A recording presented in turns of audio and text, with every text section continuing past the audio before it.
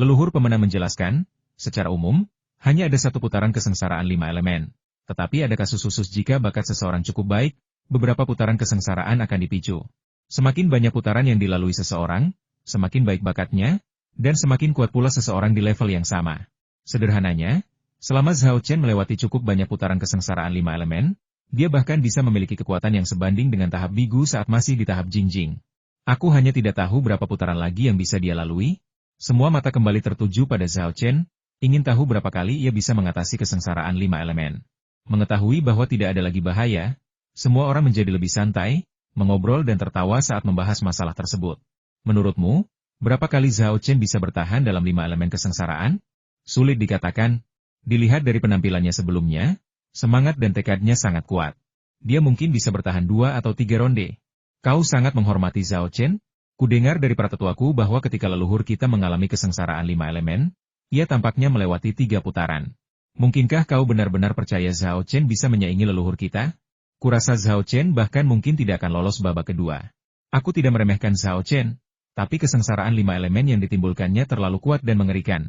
Berhasil mengatasi kesengsaraan itu saja sudah merupakan pencapaian yang luar biasa. Membayangkan dia bisa lolos babak kedua atau ketiga? Mustahil.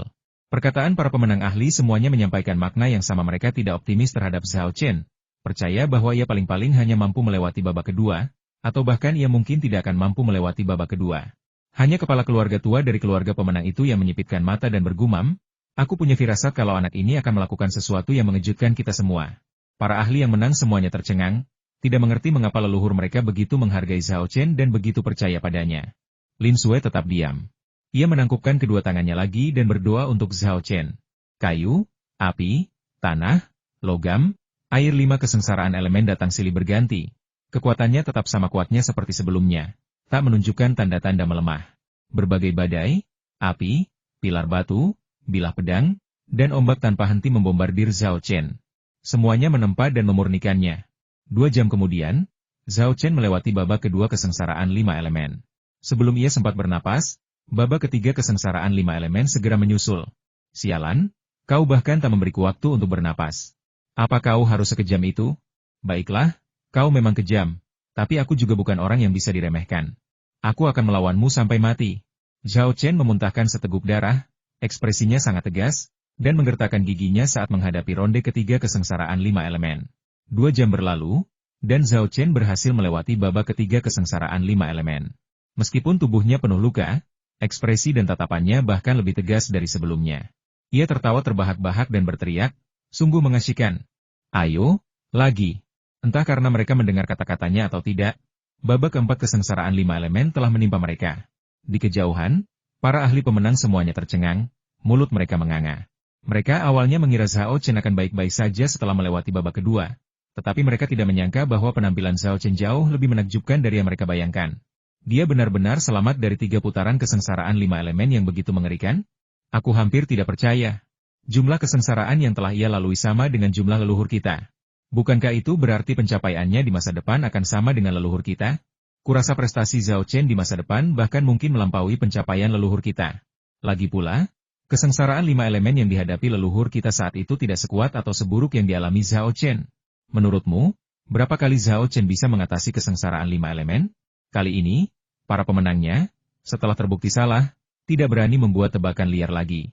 Salah satu pakar berpengalaman menghela napas, aku tak berani menebak lagi. Zhao Chen, bocah ini, sama sekali tak bisa dinilai dengan standar biasa. Pakar pemenang lainnya menyentuh wajahnya dan berkata sambil tersenyum kecut. Ya, saya sudah menduga dia pasti tidak akan lolos babak kedua, tapi ternyata saya salah. Sekarang, saya benar-benar tidak berani menebak lagi. Pakar lain dari keluarga pemenang, sambil menatap Zhao Chen, bergumam, di antara leluhur keluarga pemenang kita, yang paling banyak bertahan dalam 5 putaran kesengsaraan 5 elemen adalah Yin Shixiang dari awal dinasti Song. Ia berhasil melewati 6 putaran kesengsaraan 5 elemen saat itu, mengembangkan kekuatan yang setara dengan tahap bigu selama masa tenangnya. Meskipun akhirnya gagal mencapai keabadian, ia berhasil menembus alam transenden dan menjadi makhluk abadi duniawi. Sehebat apapun bakat Zhao Chen, mustahil baginya untuk melampauinya, kan? Namun kali ini, tak seorang pun menggemakannya. Beberapa bahkan bergumam dalam hati. 6 siklus?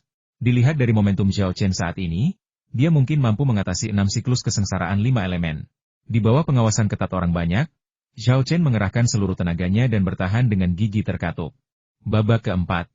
Babak kelima. Babak keenam. Ketika babak keenam kesengsaraan 5 elemen telah diatasi, bukan saja para ahli yang menang berseru tak percaya, tetapi bahkan sang patriar pun terbelalak lebar. Ya Tuhan! Zhao Chen benar-benar selamat dari ronde ke-6 kesengsaraan 5 elemen. Ini memecahkan rekor yang dibuat oleh leluhur kita Ying Shixiang. Setelah selamat dari ronde ke-6 kesengsaraan 5 elemen, apalagi kita para pemenang, di seluruh dunia kultivasi, sudah berapa tahun sejak ada yang mencapai ini? Lihat! Zhao Chen belum menyerah. Dia masih gigih. Dia akan terus berjuang. Sudah 6 ronde. Dan dia masih belum puas? Berapa ronde kesengsaraan 5 elemen yang ingin diatasi? Inikah yang disebut jenius? Aku terkesan. Dia jelas bukan orang yang bisa dibandingkan dengan kita. Orang biasa. Di tengah seruan tanda bahaya, siklus ke-7 kesengsaraan 5 elemen tiba sesuai jadwal. Semua orang menahan napas, secara naluriah menggenggam tangan mereka, dan meniru Lin Sui, berdoa untuk Zhao Chen. Pada saat ini, Zhao Chen yang berada di panggung kesengsaraan berada dalam situasi yang sangat buruk. 6 putaran kesengsaraan 5 elemen berturut-turut tak hanya membuat tubuhnya penuh luka, tetapi juga membuat organ-organ dalamnya kacau balau. Rasa sakit yang luar biasa, baik dari dalam maupun luar, menguasainya, mendorongnya ke ambang kegilaan. Untungnya, secercah ketenangan masih tersisa di benaknya, memungkinkannya untuk terus menyemangati dirinya sendiri. Bertahanlah. Zhao Chen, kau pasti bisa. Kau harus gigih sampai akhir. Saat ini, ia tak lagi punya tenaga untuk berteriak dan menjerit seperti sebelumnya. Ia hanya bisa terengah-engah menghadapi datangnya kesengsaraan 5 elemen. Ketika ronde ke-7 kesengsaraan 5 elemen berlalu, Zhao Chen berlumuran darah dan hampir pingsan. Namun, ia tetap pantang menyerah, dan terus berjuang. Babak ke-8 kesengsaraan 5 elemen turun, begitu kuatnya hingga Zhao Chen hampir pingsan. Namun dia tetap berhasil melewatinya. Kita berhasil melewati ronde ke-8. Bisakah kita mencoba lagi? Dilihat dari penampilan Zhao Chen, dia sudah mencapai batasnya. Aku khawatir dia tidak bisa melangkah lebih jauh, kan? Setelah selamat dari 8 siklus kesengsaraan 5 elemen ini sangat langka bahkan dalam ribuan tahun sejarah kultivasi. Tepat ketika semua orang mengira kesengsaraan 5 elemen Zhao Chen telah berakhir, Zhao Chen di panggung kesengsaraan tiba-tiba mengangkat tangannya, mengacungkan jari tengah, dan meraung, ayo. Apakah dia akan terus mencoba? Ya Tuhan, kau belum puas setelah melewati 8 putaran kesengsaraan 5 elemen? Kau mau melewati putaran ke-9? Dilihat dari penampilannya, dia mungkin tidak akan lolos babak ke-9, kan? Semua orang terkesiap kaget. Bahkan kepala keluarga pemenang pun begitu terkejut dengan semangat Zhao Chen yang tak kenal lelah dan pantang menyerah hingga bulu kuduknya berdiri. Ia berseru, pantas saja dia punya begitu banyak kemampuan luar biasa. Ini sungguh bukan kebetulan atau keberuntungan. Putaran ke-9 dari kesengsaraan 5 elemen akan segera tiba. 8 ronde kesengsaraan 5 elemen sebelumnya telah melubangi tubuh Zhao Chen, sehingga ketika ronde ke-9 kesengsaraan 5 elemen tiba, ia bahkan tidak memiliki kekuatan untuk duduk bersila. Ia langsung terguling ke tanah oleh angin hati yang dahsyat. Tidak bagus. Zhao Chen mungkin tidak akan mampu bertahan lebih lama lagi. Melihat ini, hati semua orang menjadi tegang. Meskipun Zhao Chen tidak ada hubungannya dengan kebanyakan dari mereka, kegigihan dan tekadnya selama kesengsaraan sebelumnya telah sangat menyentuh hati mereka. Mereka juga telah menempatkan diri di posisinya. Sehingga melihat Zhao Chen terguling oleh angin hati membuat mereka sangat khawatir dan cemas. Akan tetapi, angin hati tidak menghilang. Ia terus bertiup. Ini menunjukkan bahwa upaya Zhao Chen untuk menerobos babak ke-9 kesengsaraan 5 elemen belum gagal dan masih berlangsung. Orang-orang tanpa sadar mengepalkan tangan mereka. Sebagian berdoa dalam hati, yang lainnya berteriak keras untuk menyemangati Zhao Chen. Tetap bertahan.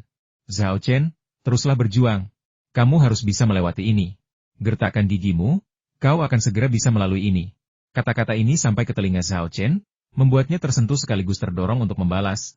Kau pikir kau bisa melewatinya hanya dengan menggertakkan gigi? Kau membuatnya terdengar begitu mudah. Coba saja. Kau mungkin bahkan tidak akan sanggup melewati satu putaran siksaan tak manusiawi ini. Yang ingin kulakukan sekarang hanyalah berbaring di tanah dan tidur nyenyak. Meski mengeluh, Zhao Chen tidak berniat menyerah. Setelah berhasil melewati 8 siklus kesengsaraan 5 elemen, mengapa tidak terus maju? Bukankah itu hanya bencana 5 elemen? Bukankah mereka hanya angin hati, api jantung, tanah limpah, logam paru-paru, dan air ginjal? Mau tumbangkan kakek Zhao? Gak mungkin. Ayo, tunjukkan kemampuanmu. Kita lihat siapa yang tertawa terakhir. Zhao Chen menggertakkan giginya, menyemangati dirinya sendiri dalam hati, lalu menggunakan tangannya yang gemetar untuk mendorong dirinya dari tanah. Ia kembali duduk bersila dan mulai berlatih teknik menelan paus. Ketika Zhao Chen bangkit, Para penonton di kejauhan bersorak-sorai. Dia sudah bangun. Zhao Chen sudah duduk lagi. Haha, aku tahu dia tidak akan menyerah. Anak baik, kamu benar-benar tidak mengecewakanku. Teruslah, Zhao Chen. Kamu harus bertahan. Kali ini, Zhao Chen tidak mendengar sepatah kata pun teriakan orang banyak. Dia memasuki kondisi kejernihan mental yang sangat misterius. Di alam ini, ia memahami penerapan Qi dan menyentuh ambang misteri alam semesta. Ini adalah keadaan menakjubkan yang hanya dapat dialami oleh para praktisi dalam masa meditasi. Istilah berasal dari bab 16 Tao Te Ching karya Lao Tzu raihlah kekosongan yang sesungguhnya. Pertahankan ketenangan. Istilah ini merujuk pada kondisi kejernihan dan ketenangan mental yang menakjubkan. Jika saat Zhao Chen berada di alam Qi mendengarkan saja, penggunaan Qi-nya masih agak kikuk.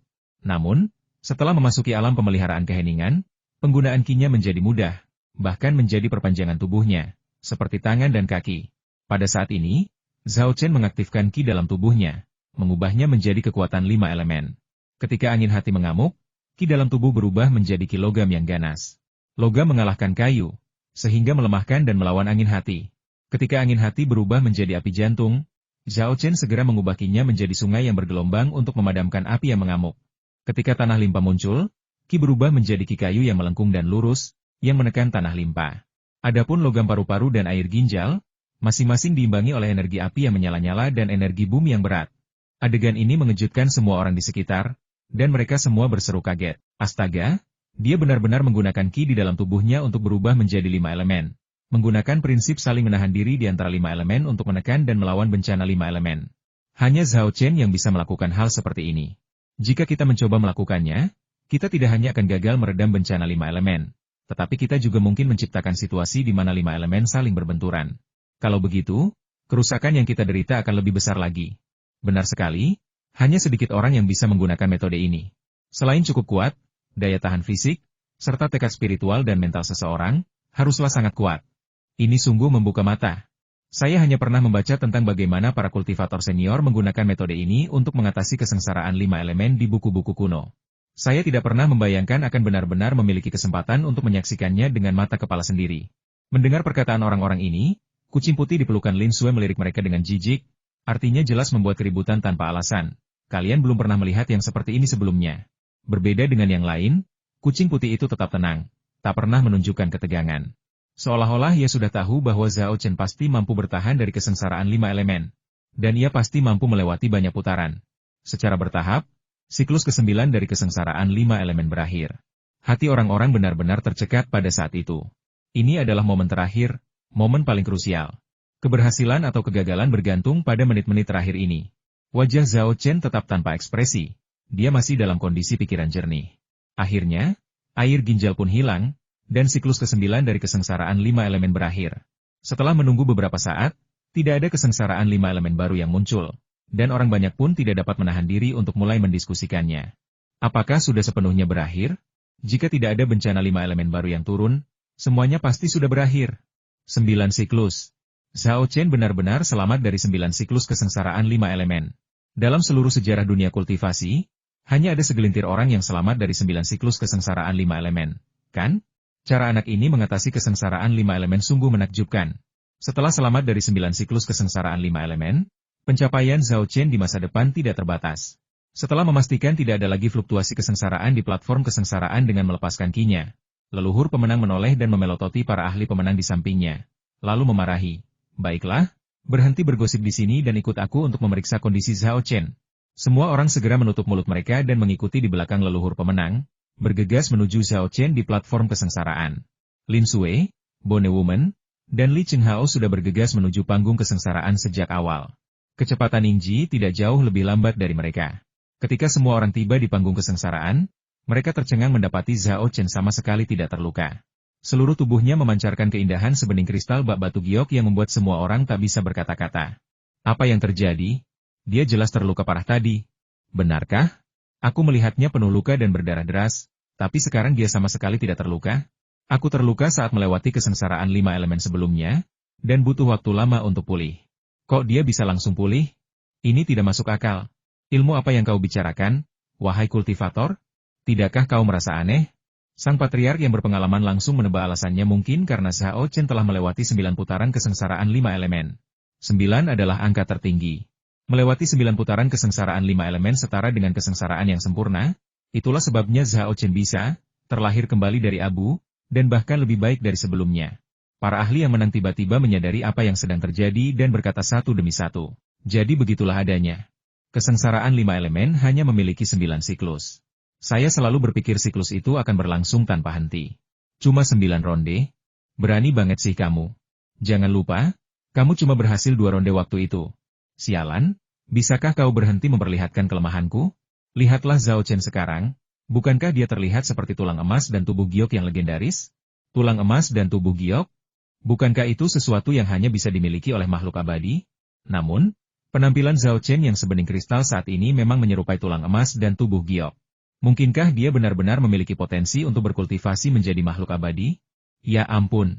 Di dunia kultivasi, belum ada yang berkultivasi menjadi makhluk abadi selama ratusan tahun, kan? Bisakah Zhao Chen benar-benar mencapai level itu? Tidak seorang pun dapat menjawab pertanyaan ini. Tetapi terlepas dari hasil akhirnya, Zhao Chen setidaknya memiliki kemungkinan dan harapan untuk menjadi abadi.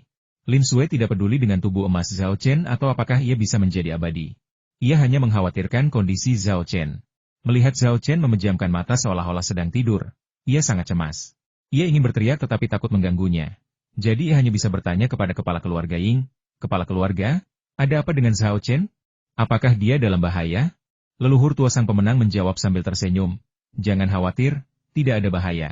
Dia tidak pingsan, melainkan dalam kondisi pikiran jernih. Ini adalah kondisi unik selama periode hening, yang memungkinkan seseorang untuk benar-benar melihat dirinya sendiri dan segala sesuatu di alam semesta." Setelah memastikan bahwa Zhao Chen baik-baik saja, Lin Sui akhirnya menghela napas lega dan merasa tenang. Lebih dari 10 menit kemudian, Zhao Chen membuka matanya, tersenyum pada Lin Sui, dan berkata, "Maaf telah membuatmu khawatir. Aku senang kau baik-baik saja." Air mata menggenang di mata Lin Sui, dan ia segera menghapusnya dengan tangannya, sambil tersenyum berkata, "Kau telah mencapai tahap tenang alam bawaan. Seharusnya aku bahagia, bukan menangis, tapi air mata ini, entah kenapa, air mata ini tak kunjung berhenti." Gadis bodoh. Zhao Chen berdiri, mengulurkan tangannya dengan lembut, dan menghapus air mata di wajahnya. Melihat mereka berdua menunjukkan kemesraan secara terang-terangan, kepala keluarga pemenang itu tak kuasa menahan senyum kecut. Meski Yingji tidak berekspresi, sekilas kekecewaan dan iri hati terpancar di matanya. Melihat Zhao Chen mengulurkan tangan untuk memeluk Lin Sui dan menciumnya, kepala keluarga Ying itu segera terbatuk dan berkata, "Zhao Chen, selamat." Zhao Chen kemudian menyadari bahwa ia berada di kediaman lama keluarga Ying, dan ada orang lain selain Lin Sui. Ia melepaskan tangannya dengan nada meminta maaf dan berkata kepada kepala keluarga Ying dan yang lainnya, "Terima kasih atas bantuan kalian semua, para senior. Saya berhasil mengatasi kesulitan saya." "Terima kasih." Para pemenang tersipu dan melambaikan tangan mereka. "Zhao Chen, kamu terlalu baik. Kami belum bisa banyak membantu Anda. Ya, kami hanya berdiri diam dan tidak melakukan apapun, jadi kami tidak pantas menerima ucapan terima kasihmu." "Benar, benar. Sebaliknya, kami seharusnya berterima kasih kepadamu. Berkatmu, kami menyaksikan kesengsaraan 5 elemen yang luar biasa, yang memperluas wawasan kami." Setelah bertukar beberapa kata sopan, Zhao Chen berpamitan. Cobaan yang dialaminya berlangsung hampir 20 jam, dari kemarin malam hingga siang hari ini, yang menyebabkan Lin Sui juga membolos kelas paginya. Akan tetapi, sebelum pergi, Zhao Chen masih punya satu hal lagi yang ingin diceritakan kepadanya. Dia mengeluarkan pena dan kertas dari cincin penyimpanannya, dengan cepat menuliskan serangkaian nama obat, dan menyerahkannya kepada Yingji. Ulat sutra berkaki 100, ekor ikan putih berbunga 3, ramuan penembus tulang berbiji 1000. Yingji membacakan beberapa nama ramuan dalam daftar, matanya berkilat ragu. "Ini ramuan mutasi atau ramuan spiritual. Untuk apa kau membutuhkannya? Untuk meramu pil baru? Ini bukan untuk membuat pil." Zhao Chen menggelengkan kepala, menunjuk Yingji dan para ahli keluarga Ying di sampingnya. "Ini untuk mengobati penyakitmu." Yingji terkejut. "Pengobatan? Penyakit apa?" Zhao Chen menjawab, "Apa, kau lupa? Aku pernah bilang kalau semua orang di keluarga pemenangmu telah terpapar hantu dan serangga beracun, yang menyebabkan roh jahat menyerang organ dalam dan meridian mereka. Setelah berusia lebih dari 30 tahun, mereka akan lemah selama beberapa hari setiap 3 hingga 5 bulan. Mereka perlu mengonsumsi banyak ramuan obat hangat untuk pemulihan. Kalau tidak, mereka akan menderita penyakit aneh dan mati mendadak." Yingji berkata, "Tentu saja aku ingat. Tapi bukankah kau bilang untuk mengobati penyakit aneh kita perlu menggunakan teknik pijat terpandu untuk membuka sumbatan meridian dan pembuluh darah di seluruh tubuh?" lalu menerapkan teknik akupunktur Due untuk mengeluarkan racun dan energi jahat dari tubuh. Dan terakhir menggunakan ginseng liar berusia 500 tahun untuk membuat sup ginseng guna memulihkan energi vital kita secara signifikan. Sehingga kita bisa mengusir roh jahat, meningkatkan vitalitas, dan menyembuhkan penyakit. Kenapa kau baru menggunakan obat-obatan ini sekarang? Zhao Chen tersenyum dan menjawab, beberapa obat ini digunakan selama teknik pijat terpandu dan akupunktur Due untuk mengasapi dan membersihkan tubuh, membantu mengeluarkan racun dan energi hantu. Sisanya dapat digulung menjadi pil, yang salah satunya diminum setiap bulan untuk memperkuat fondasi tubuh, mencegah invasi racun dan energi hantu, sehingga masalah ini teratasi sepenuhnya dan tidak terulang kembali. Di masa depan, keturunan Anda, para pemenang, juga dapat mengandalkan pil ini untuk mencegah racun dan energi hantu menyiksa mereka. Jadi begitu, kata Yingji tiba-tiba tersadar, lalu berseru kaget, jadi, kamu sudah menguasai teknik pijat panduan dan teknik akupunktur Due? Zhao Chen mengangguk. Setelah mendapatkan buku teks perawatan klinis akupunktur dan moksibusi dan terapi pijat, ia juga mempelajari teknik pijat panduan dan metode akupunktur Due. Selain itu, dengan kultivasinya yang menembus alam keheningan bawaan, ia akhirnya mampu membantu seluruh keluarga Ying mengatasi racun dan energi hantu di dalam tubuh mereka. Zhao Chen, apa yang kau katakan benar? Kau benar-benar bisa membantu kami menyembuhkan ki hantu racun Yin? Dan kau bisa sepenuhnya mencegahnya kambuh lagi? Kepala keluarga Ying juga angkat bicara saat ini, wajahnya dipenuhi keterkejutan dan kegembiraan. Adapun para ahli keluarga Ying di sekitarnya, mereka semua tercengang. Leluhur, beraninya aku berbohong padamu? Semua kata-kataku benar. Jawab Zhao Chen sambil tersenyum. Belum sempat dia selesai bicara, sesuatu yang tak pernah diduga Zhao Chen terjadi. Leluhur pemenang tiba-tiba berlutut di hadapannya dengan suara gedebuk. Leluhur, apa yang kau duduki? Cepat bangun. Zhao Chen buru-buru melangkah maju untuk membantunya berdiri. Tetapi saat ini kepala keluarga Ying sudah seberat 1000 pon. Ia mengerahkan seluruh tenaganya, tetapi tetap tidak bisa mengangkat kepala keluarga Ying. Patriark tua itu berkata dengan suara yang dalam, Zhao Chen, aku berlutut untuk mengungkapkan rasa terima kasihku kepadamu atas nama klanku dan generasi mendatang. Leluhur, bisakah kita berdiri dan bicara? Aku tak tega melihatmu seperti ini, kata Zhao Chen sambil tersenyum kecut. Kepala keluarga Winning yang sudah tua berkata, tidak, kau pantas mendapatkannya. Selama kau menyembuhkan roh jahat yang telah mengganggu keluarga Winningku selama ribuan tahun, kau akan menjadi dermawan besar bagi keluarga Winningku, dan tentu saja kau pantas untuk kulutut. Zhao Chen meminta bantuan Yingji, berharap ia bisa membujuk kepala keluarga Ying. Tanpa diduga, Yingji juga berlutut dan berkata, kepala keluarga benar. Anda adalah dermawan terbesar keluarga Ying saya. Terimalah penghormatan saya. Para ahli yang menang, setelah pulih dari keterkejutan mereka, berlutut serempak dan berseru, Zhao Chen, terimalah penghormatan kami. Zhao Chen tersenyum kecut dan menasihati. Bangunlah, kau tak perlu melakukan ini. Kita kan teman. Menolong teman adalah hal yang benar. Kau benar, kami, para pemenang, berteman denganmu. Kepala keluarga pemenang tersenyum, tidak lagi menghentikan Zhao Chen untuk membantunya berdiri, dan berdiri dengan sendirinya. Melihat sang patriark telah berdiri, Yingji dan para ahli lainnya dari keluarga Ying juga berdiri. Yingji menyerahkan daftar tanaman obat yang diberikan Zhao Chen kepada kepala keluarga Ying, yang dengan hati-hati menyimpannya. Ini adalah sesuatu yang menyangkut keselamatan dan kehidupan anggota keluarga Ying. Bagaimana mungkin kita tidak menganggapnya serius? Kami akan menyiapkan semua ramuan obat dalam daftar sesegera mungkin. Kalau begitu, kami akan merepotkanmu, kata leluhur pemenang. Zhao Chen tersenyum dan berkata, leluhur, Anda sungguh baik. Ngomong-ngomong, saya juga punya teknik pernapasan yang disebut teknik Neiyuan. Saya akan mengaturnya dan mengirimkannya kepada Anda. Jika digunakan bersama pil, teknik ini dapat mencegah invasi racun yin dan energi hantu dengan lebih baik. Di saat yang sama, teknik ini juga akan sangat membantu kultivasi Anda. Kuncinya adalah teknik pernapasan ini tidak akan bertentangan dengan metode kultivasi yang Anda praktikkan. Leluhur pemenang bahkan lebih tersentuh. Selain berulang kali mengucapkan terima kasih, ia membalikan tangannya dan mengeluarkan 3 token giok sebening kristal. Lalu menyerahkannya kepada Zhao Chen. Saya bilang, selama kamu bisa membantu keluarga pemenang kami terbebas dari siksaan energi hantu jahat, saya akan memberimu 3 token. Dengan token ini, kamu bisa memerintahkan semua orang di keluarga pemenang saya untuk melakukan 3 hal untukmu. Zhao Chen awalnya ingin menolak dengan sopan, tetapi kemudian ia berpikir jika ia tidak menerima ketiga token itu, kepala keluarga Ying pasti akan keberatan. Lagi pula, ia memang akan membutuhkan bantuan keluarga Ying di masa depan. Jadi ia menerima token giok itu tanpa ragu, memasukkannya ke dalam cincin penyimpanannya, dan berkata, terima kasih, kepala keluarga. Melihat Zhao Chen menerima token itu, leluhur pemenang tersenyum gembira anak bodoh. inilah yang pantas kau dapatkan karena telah membantu kami. Untuk apa berterima kasih padaku? Jika ada yang seharusnya mengatakan sesuatu, seharusnya kami yang berterima kasih padamu. Para pakar yang menang juga angkat bicara satu persatu. Nenek moyang kita benar. Seharusnya kita yang berterima kasih padamu. Xiao Chen, kau telah berjasa bagi kami, para pemenang, bagaikan memberi kami kehidupan kedua. Jika kau membutuhkan bantuan kami di masa mendatang, beritahu kami. Aku jarang mengagumi seseorang dalam hidupku, tapi hari ini, aku mengagumimu. Xiao Chen tersenyum dan bertukar kata-kata sopan dengan para ahli pemenang sebelum berpamitan. Kali ini, kepala keluarga Ying tidak meminta Ying Ji untuk mengawal Xiao Chen.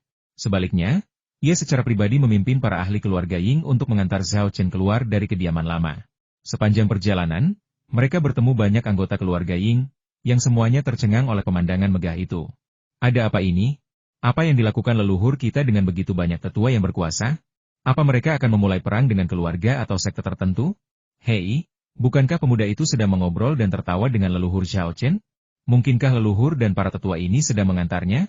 Astaga, itu tidak mungkin. Status apa yang dimiliki leluhur kita? Bahkan ketika para kepala keluarga dan sekte kultivasi datang berkunjung, dia tidak pernah mengantar mereka secara langsung.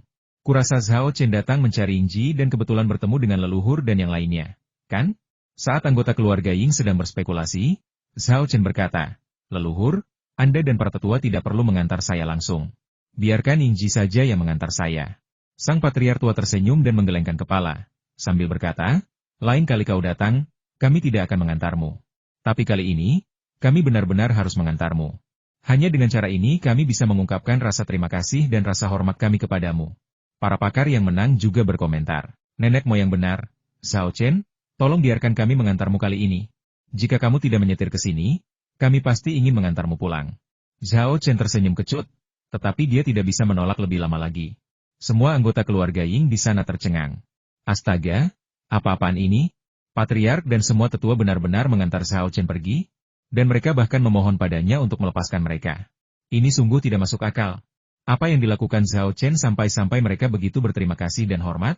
Semua anggota keluarga yang terkejut dan terus berspekulasi dalam hati mereka.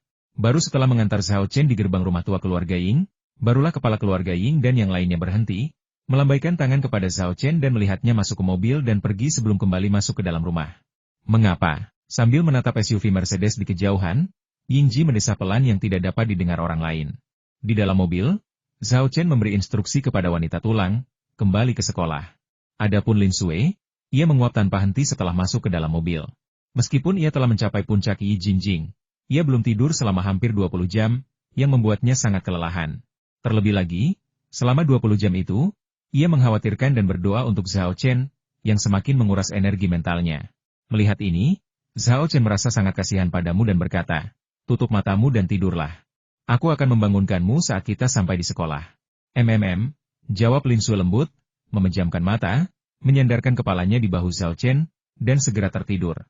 Xiao Chen dengan lembut membelai pipi dan rambutnya selama beberapa saat sebelum membuka lembar informasi untuk memeriksa hasil yang diperolehnya setelah tingkat kultivasinya meningkat ke tahap ketenangan bawaan. Tidak ada perubahan pada bagian keterampilan medis. Buku-buku yang tercantum di sini tidak terkait dengan tingkat kultivasinya, melainkan terkait dengan tingkat keterampilan medisnya. Di bagian teknik budidaya, beberapa item baru telah muncul. Hal pertama yang menarik perhatiannya adalah skill menelan matahari dan menyerap bulan. Teknik ini kemungkinan merupakan versi lanjutan dari teknik menelan paus.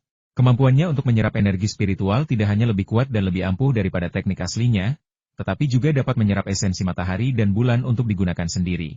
Namun, mengingat kondisi Xiao Chen saat ini, ia tidak dapat menggunakan teknik ini setiap hari. Paling banyak, ia hanya dapat menggunakannya sebulan sekali.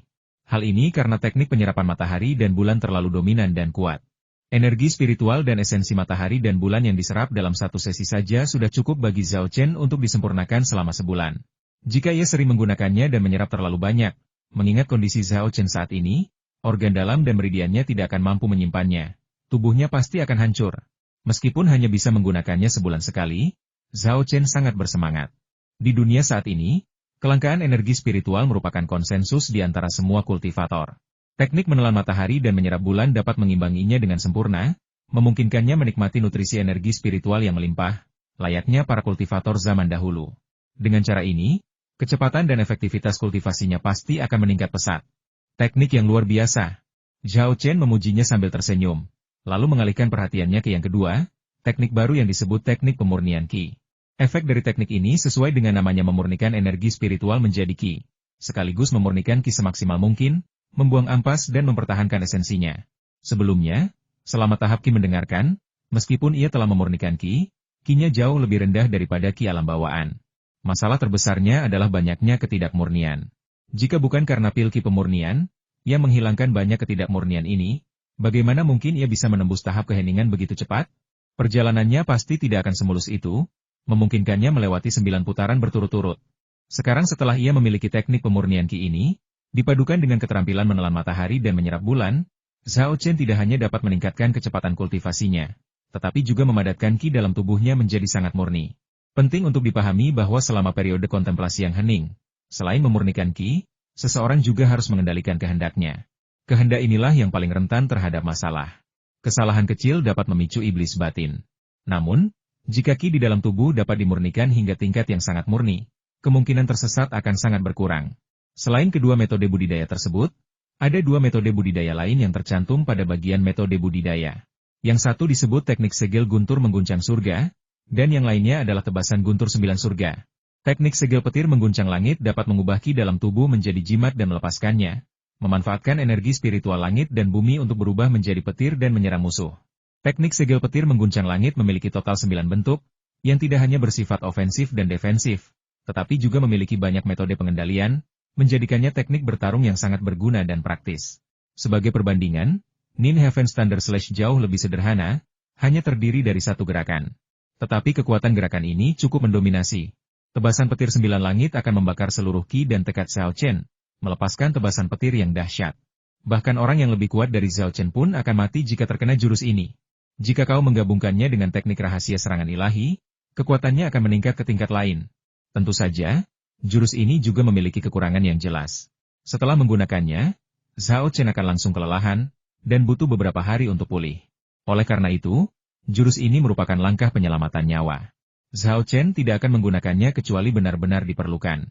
Dan ketika ia menggunakannya, jurus ini harus efektif dalam membunuh musuh.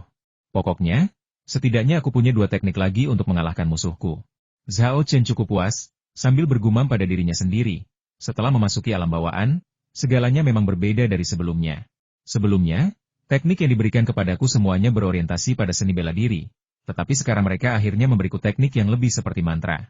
Di bagian teknik budidaya, hanya ada 4 item baru ini.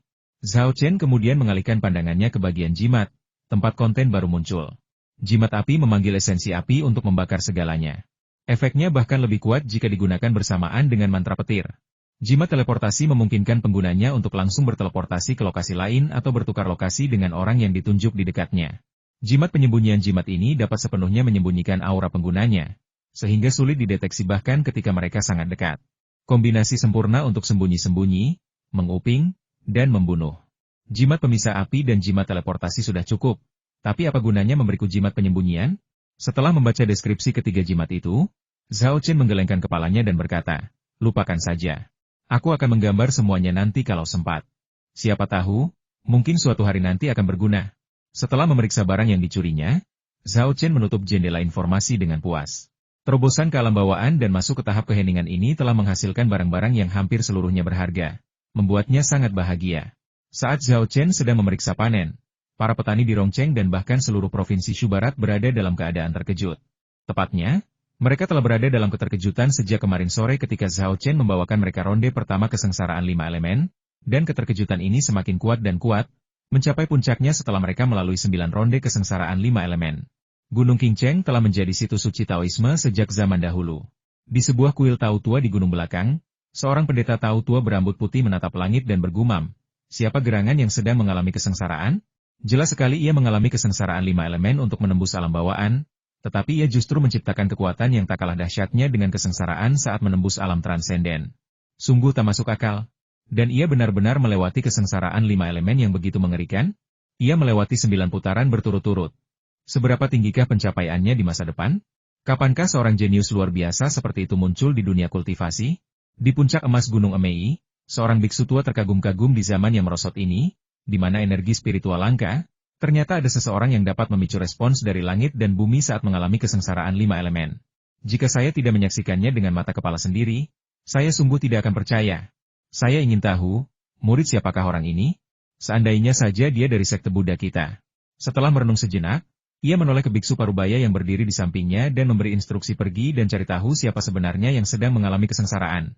Ya, jawab biksu Parubaya itu dengan hormat, lalu berbalik dan turun gunung untuk menyelidiki masalah tersebut.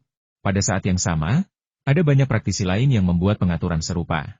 Mereka semua menyadari sifat luar biasa dari orang yang mengalami kesengsaraan. Orang yang menjanjikan seperti itu layak untuk dijadikan teman. Bahkan pencuri semut yang bersembunyi akhir-akhir ini berada dalam perahu yang sama. Kita harus menemukan orang ini dan membawanya ke koloni semut kita. Pemimpin semut pencuri di Provinsi Sichuan segera mengutus bawahannya untuk mencari orang yang sedang mengalami kesengsaraan. Bagaimana jika dia menolak bergabung dengan kita? Tanya bawahan itu. Menolak? Kalau begitu bunuh dia. Kata pemimpin pencuri semut di Provinsi Sichuan dengan ekspresi garang, matanya berkilat penuh kebencian, orang jenius seperti itu, jika tidak bisa kita manfaatkan, harus disingkirkan. Kalau tidak, dia pasti akan menjadi penghalang bagi kita di masa depan. Tanpa ia sadari, bahwa Zhao Chen telah lama menjadi penghalang bagi mereka. Kalau bukan karena Zhao Chen, mereka tidak akan berada dalam kondisi menyedihkan seperti sekarang ini, terpaksa bersembunyi dan berlari menyelamatkan diri. Zhao Chen tidak menyadari bahwa kesengsaraannya telah menimbulkan kegemparan di antara berbagai keluarga dan sekte kultivasi di Shu. Namun, dengan para pemenang yang sudah berkuasa, ia tidak perlu terlalu khawatir tentang hal-hal ini. Satu-satunya yang ia khawatirkan sekarang adalah satu hal menantang Jepang. Lebih tepatnya, mempermalukan Jepang. Namun, sebelum berangkat ke Jepang, ia masih perlu bergegas dan menyelesaikan membaca buku teks kedokteran yang saat ini tersedia di lembar informasi. Masih ada beberapa tokoh luar biasa dalam pengobatan kampo Jepang. Bahkan dengan bantuan Ye Xiang, mendapatkan lebih banyak pengetahuan medis jelas merupakan hal yang baik. Jadi, setelah kembali ke sekolah dan mengantar Lin Sui kembali ke asramanya, Zhao Chen segera pergi ke Yang Jingbo untuk meminta cuti Direktur Yang. Saya ingin meminta cuti. Aku tahu kamu akan ke Jepang untuk menantang mereka, kan? Aku sudah mengizinkanmu pergi. Kapan kamu berencana pergi? Aku akan pergi bersamamu, menyemangatimu, dan memberimu sambutan hangat, kata Yang Jingbo. Bagaimana mungkin dia tidak hadir untuk mengamati sesuatu yang akan meningkatkan prestise pengobatan tradisional Tiongkok dan mendongkrak reputasi sekolah tersebut? Zhao Chen berkata, masih lama sebelum saya berangkat ke Jepang. Sebelum itu, saya ingin meminta izin untuk mengasingkan diri dan mempersiapkan diri untuk tantangan saya di Jepang. Selama masa pengasingan ini, saya tidak akan menghadiri kelas, dan, komentar tentang teori pengobatan tradisional Tiongkok, saya juga perlu ditiadakan untuk sementara waktu. Setelah berpikir sejenak, Yang Jingbo berkata, saya sudah menyetujui cuti kuliahmu. Tapi saya tidak bisa memutuskan untuk menskors mata kuliah, komentar tentang teori pengobatan tradisional Tiongkok. Kamu harus bicara dengan kepala sekolah tentang hal itu. Zhao Chen berpikir dalam hati bahwa meskipun komentar tentang teori pengobatan tradisional Tiongkoknya merupakan mata kuliah pilihan, skala acaranya bahkan lebih besar daripada mata kuliah utama yang diajarkan oleh para profesor ternama. Pembatalan mata kuliah tersebut akan berdampak luas dan signifikan, sehingga jelas memerlukan persetujuan kepala sekolah. Oleh karena itu, ia meminjam telepon rumah di kantor Yang Jingbo, menghubungi nomor internal, dan menghubungi kantor kepala sekolah. Ini kantor kepala sekolah. Ada yang bisa saya bantu? Terdengar suara sekretaris M. Guo Tao di telepon. Zhao Chenxian memperkenalkan dirinya lalu berkata, apakah kepala sekolah ada di sini? Ada yang ingin saya laporkan kepadanya.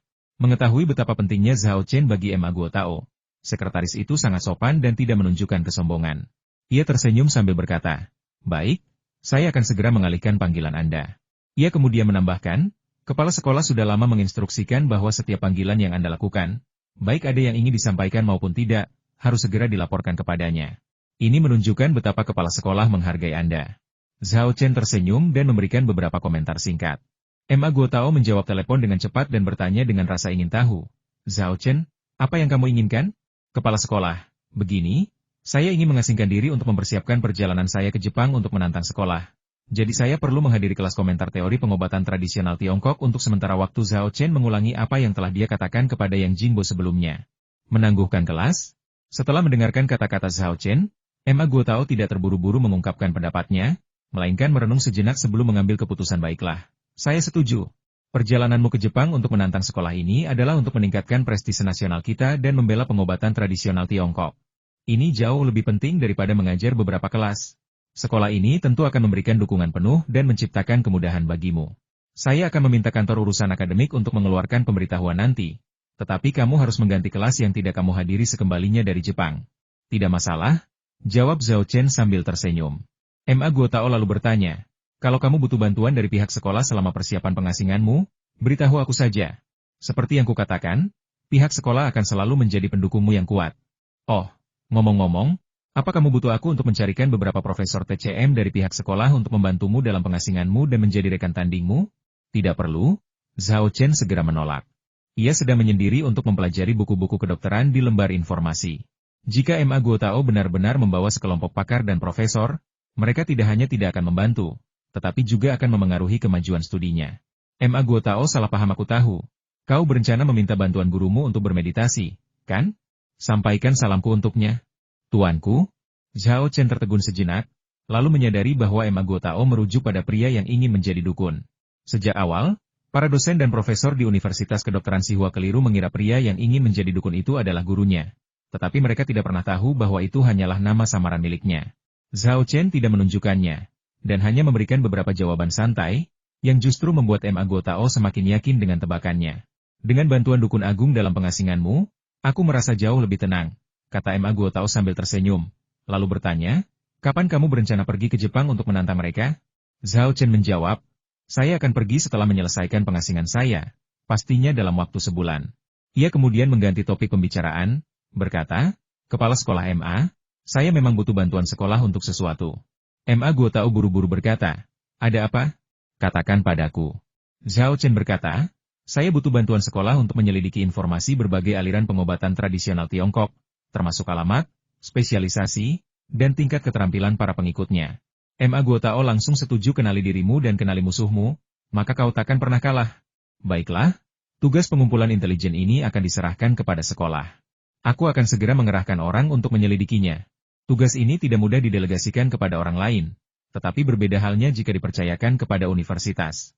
Dengan jaringan koneksi di Universitas Kedokteran Sihua, tidak akan lama lagi mereka dapat memperoleh informasi detail tentang berbagai mazhab pengobatan Kampo Jepang dan menyerahkannya kepada Zhao Chen. Apakah ada hal lain yang perlu dilakukan sekolah? Tanya Ma Guotao lagi. Zhao Chen menjawab, tidak, terima kasih, Kepala Sekolah. Ma Guotao tertawa dan berkata, tidak perlu berterima kasih padaku. Kau harus mempersiapkan diri dengan baik untuk pertempuran ini. Setelah kau pergi ke Jepang, kalahkan semua tabib pengobatan tradisional Tiongkok yang arogan itu.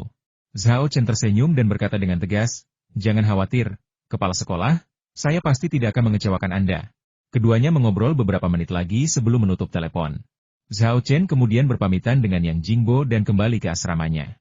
Pertama, ia berkemas, dan kedua, berpamitan dengan Liu Zuo, Wang Rongfeng, dan Wu Yan. Ia berencana untuk tinggal di apartemen sewaannya untuk sementara waktu, menyendiri. Suasana di sana lebih tenang, sehingga ia bisa mempelajari buku-buku medis di lembar informasi dengan lebih baik. Setelah mengetahui rencana Zhao Chen, Liu Zuo, Wang Rongfeng, dan Wu Yan semuanya menyemangatinya. Kakak ketiga, teruskan, belajar yang rajin di tempat terpencil, dan saat kau keluar nanti, kau harus menampar wajah para dokter Kampo Jepang itu. Kami akan menyemangatimu. Kakak ketiga, aku yakin kamu pasti bisa berhasil menantang dojo. Terima kasih atas kata-kata baik kalian. Zhao Chen selesai mengemasi barang-barangnya, melambaikan tangan sambil tersenyum kepada ketiga saudaranya, lalu berkata, aku pergi sekarang. Sampai jumpa sebulan lagi. Dalam perjalanan keluar dari Universitas Kedokteran Sihua, Zhao Chen mengirim pesan kepada Lin Sui, menjelaskan bahwa ia telah meminta izin untuk menyendiri. Ia tidak menelepon karena menduga Lin Sui mungkin sedang beristirahat dan tidak ingin mengganggunya. Setelah keluar dari gerbang sekolah, wanita tulang menunggu di pinggir jalan dengan mobilnya. Zhao Chen langsung masuk ke mobil dan berkata, pergi ke rumah sewaan. Segera setelah itu, ia mengeluarkan peta alam rahasia yang digambar menggunakan teknik pelacakan dari cincin penyimpanannya dan menyerahkannya kepada Li Cheng Hao di kursi penumpang. Sambil berkata, pergi dan carikan aku beberapa orang yang belajar geografi dan tahu banyak tentang pegunungan Changbai. Berikan peta ini kepada mereka dan minta mereka menentukan lokasi persis peta ini untukku, entah melalui satelit atau metode lain. Li Cheng Hao mengambil peta itu dan meliriknya, lalu berseru, hah? Ia merasa peta itu tampak familiar, dan tak kuasa menahan diri untuk mendongak kaget, lalu bertanya, ini?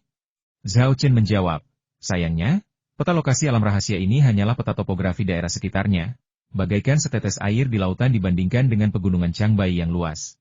Akan sangat sulit untuk menentukan lokasi pasti alam rahasia ini hanya dengan peta ini. Kita hanya bisa berharap para ahli geografi dapat menentukan lokasinya melalui perbandingan yang cermat.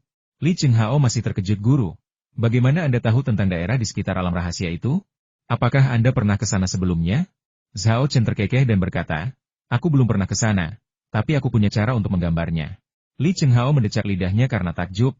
Dia makin merasa bahwa Zhao Chen, sang guru, sangat misterius. Pada saat yang sama, Emma Guotao memberitahu kantor urusan akademik tentang penangguhan mengajar Zhao Chen dan meminta mereka untuk memasang pemberitahuan di situs web resmi. Tanpa diduga, pengumuman ini memicu diskusi hangat. Forum Xinglin adalah forum pengobatan tradisional Tiongkok yang terbesar di Tiongkok. Sejak komentar tentang teori pengobatan tradisional Tiongkok karya Zhao Chen terbit, banyak orang di forum ini yang kagum dengan bakat Zhao Chen. Akhir-akhir ini, postingan yang paling sering muncul dan topik yang paling banyak dibicarakan di forum semuanya berkaitan dengan Zhao Chen dan komentar tentang teori pengobatan tradisional Tiongkoknya. Hari ini tidak terkecuali. Banyak orang yang membagikan pengalaman belajar mereka dari kursus komentar tentang teori pengobatan tradisional Tiongkok di forum, mengungkapkan kekaguman mereka yang mendalam terhadap Zhao Chen. Semuanya, lihatlah. Inilah pengalaman yang saya rangkum setelah mempelajari komentar tentang teori pengobatan tradisional Tiongkok, karya Profesor Zhao Chen selama beberapa hari. Mari kita bahas bersama dan lihat apakah ringkasan saya benar. Sepertinya ada yang salah dengan apa yang Anda katakan. Kata-kata guru Zhao Chen tidak seharusnya ditafsirkan seperti ini. Meskipun Zhao Chen hanya mengajar satu pelajaran, kualitasnya sangat tinggi sehingga tak terbantahkan. Saya tidak punya harapan lain selain menunggu pelajaran keduanya dimulai. Sebentar lagi. Aku sudah memeriksa jadwalnya, kelas kedua besok sore. Saya tidak sabar. Benar, kan? Meskipun saya tidak hadir langsung, saya hanya menonton kuliah Profesor Zhao Chen secara daring, dan meskipun begitu, saya mendapatkan manfaat yang luar biasa. Kuliahnya mendalam namun mudah dipahami. Menjelaskan banyak topik yang rumit dan sulit dipahami dengan sangat jelas, dan beliau bahkan memperkenalkan beberapa teori yang sama sekali baru. Pengetahuan ini luar biasa brilian, benar-benar rahasia dari suatu aliran pemikiran tertentu. Namun, Profesor Zhao Chen tidak ragu untuk membagikannya. Kemurahan hati ini sungguh mengagumkan. Hal ini juga membuat saya sangat menantikan kuliah-kuliah beliau di masa mendatang. Tepat ketika orang-orang menghela napas dan menantikannya, seseorang menulis di forum semuanya, mari kita bubar. Profesor Zhao Chen tidak akan memberikan kuliah dalam waktu dekat. Jika Anda ingin mendengarkan kuliah berikutnya tentang komentar tentang teori pengobatan tradisional Tiongkok, Anda harus menunggu setidaknya sebulan. Forum tersebut langsung heboh setelah postingan itu dipublikasikan. Mengapa? Tunggu sebulan? Ya ampun, bukankah itu akan membuat orang-orang jadi gila karena penasaran? Tepat sekali. Setelah mendengarkan pelajaran pertama Profesor Zhao Chen, saya sekarang dengan penuh semangat menantikan pelajaran keduanya agar saya tetap bersemangat. Saya tidak mau menunggu sehari pun lebih lama, apalagi sebulan. Omong kosong. Kamu sudah lihat jadwalnya? Profesor Zhao Chen ada kelas besok. Orang yang mengunggah pesan sebelumnya, melihat banyak orang tidak mempercayainya. Menjawab saya bicara omong kosong? Kunjungi situs web resmi Universitas Kedokteran Tsinghua dan lihat sendiri. Mereka sudah mengeluarkan pemberitahuan. Zhao Chen akan mengasingkan diri untuk mempersiapkan tantangannya di Jepang. Jadi kelas tidak akan diadakan untuk sementara waktu. Dia akan kembali mengajar komentar tentang teori pengobatan tradisional Tiongkok, setelah kembali dari Jepang. Namun, kelas yang dia lewatkan selama periode ini akan diganti. Benar-benar? Tidak? Saya perlu memeriksa situs web resmi Universitas Kedokteran Tsinghua. Aku akan pergi melihatnya juga. Forum Xinglin yang tadinya ramai tiba-tiba hening ketika semua orang bergegas ke situs web resmi Universitas Kedokteran Tsinghua untuk memverifikasi informasi. Sesaat kemudian, setelah membaca pengumuman tersebut, mereka kembali ke forum Xinglin dan mulai berdiskusi dengan penuh semangat.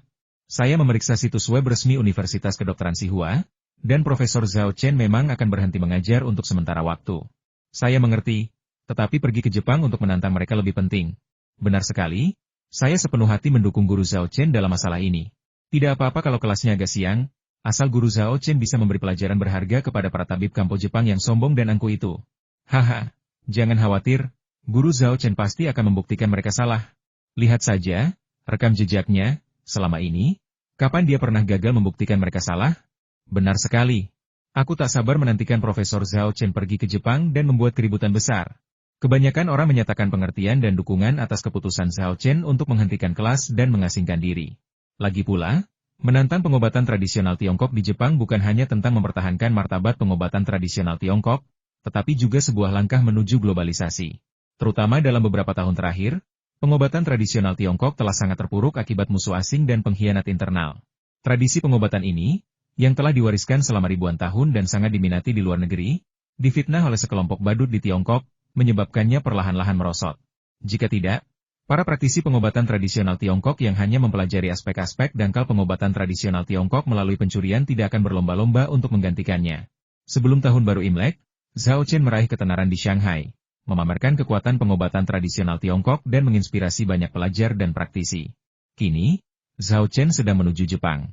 Jika ia berhasil mengalahkan semua mazhab pengobatan kampo terkemuka di Jepang, hal itu akan menjadi dorongan besar bagi TCM dan kemungkinan besar akan membawanya kembali ke puncak popularitas.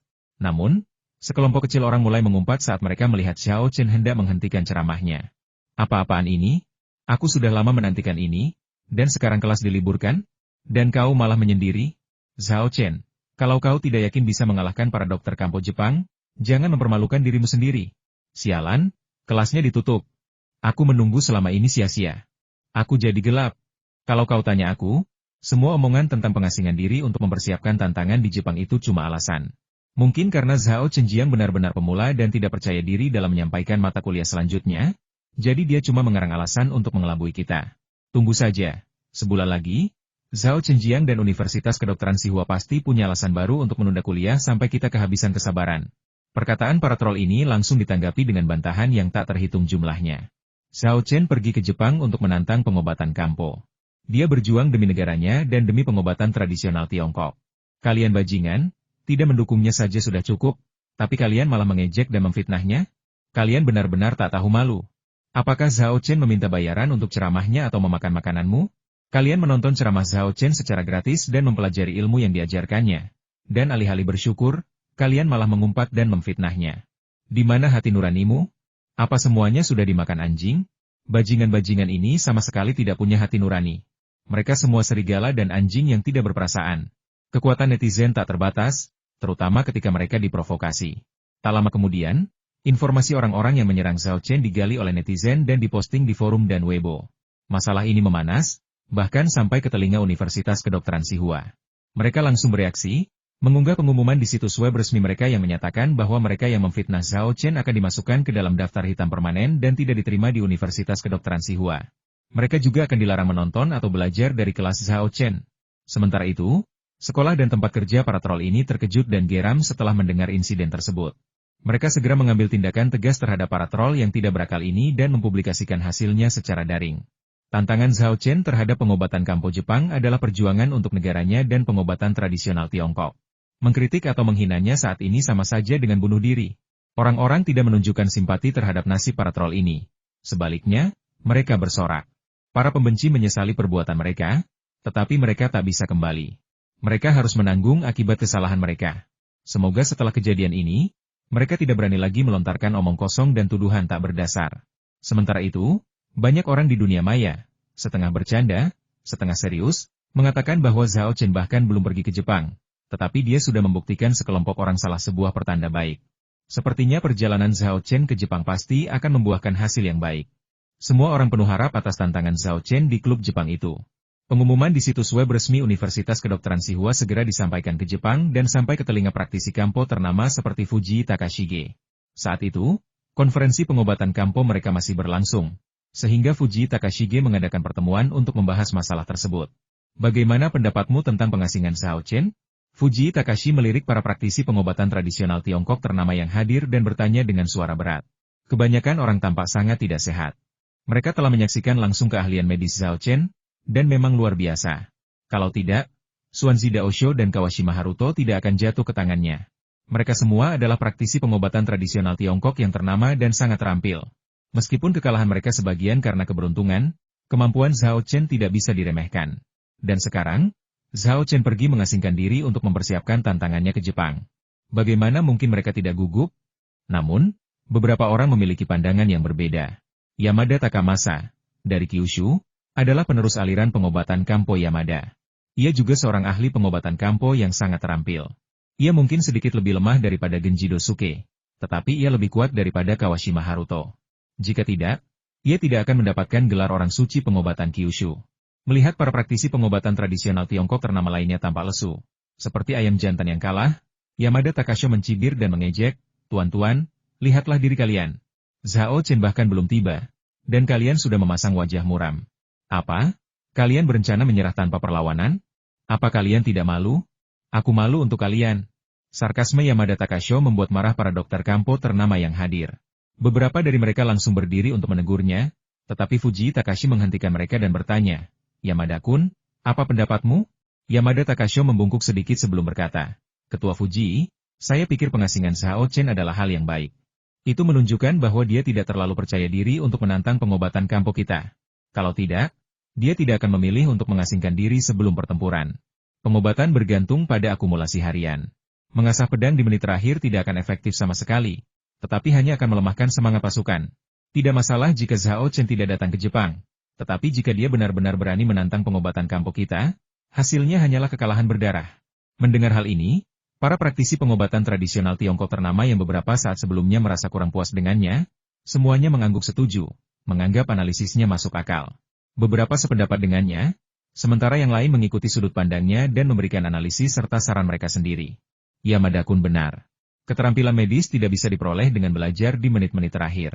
Sepertinya Zhao Chen tidak yakin bisa memenangkan tantangan ini. Dia datang ke Jepang untuk menantang kita hanya karena dia membanggakan diri. Kalau tidak salah, setelah Zhao Chen tiba di Jepang, kemungkinan besar dia akan menyerang yang lemah. Dia akan memilih untuk menantang sekolah pengobatan tradisional Tiongkok yang lebih lemah dan lebih kecil. Lalu, dia hanya perlu memenangkan 2 atau 3 lelang kecil yang gagal menarik minat, dan dia bisa mengumumkan bahwa dia telah berhasil menantang mereka, lalu kabur dari Jepang. Tebakan Kobayashi-kun bukan hal yang mustahil. Dengan kekuatan Zhao Chen, peluangnya untuk menang melawan sekolah pengobatan tradisional Tiongkok kita sangat tinggi. Kita harus menemukan cara untuk mencegah hal ini terjadi.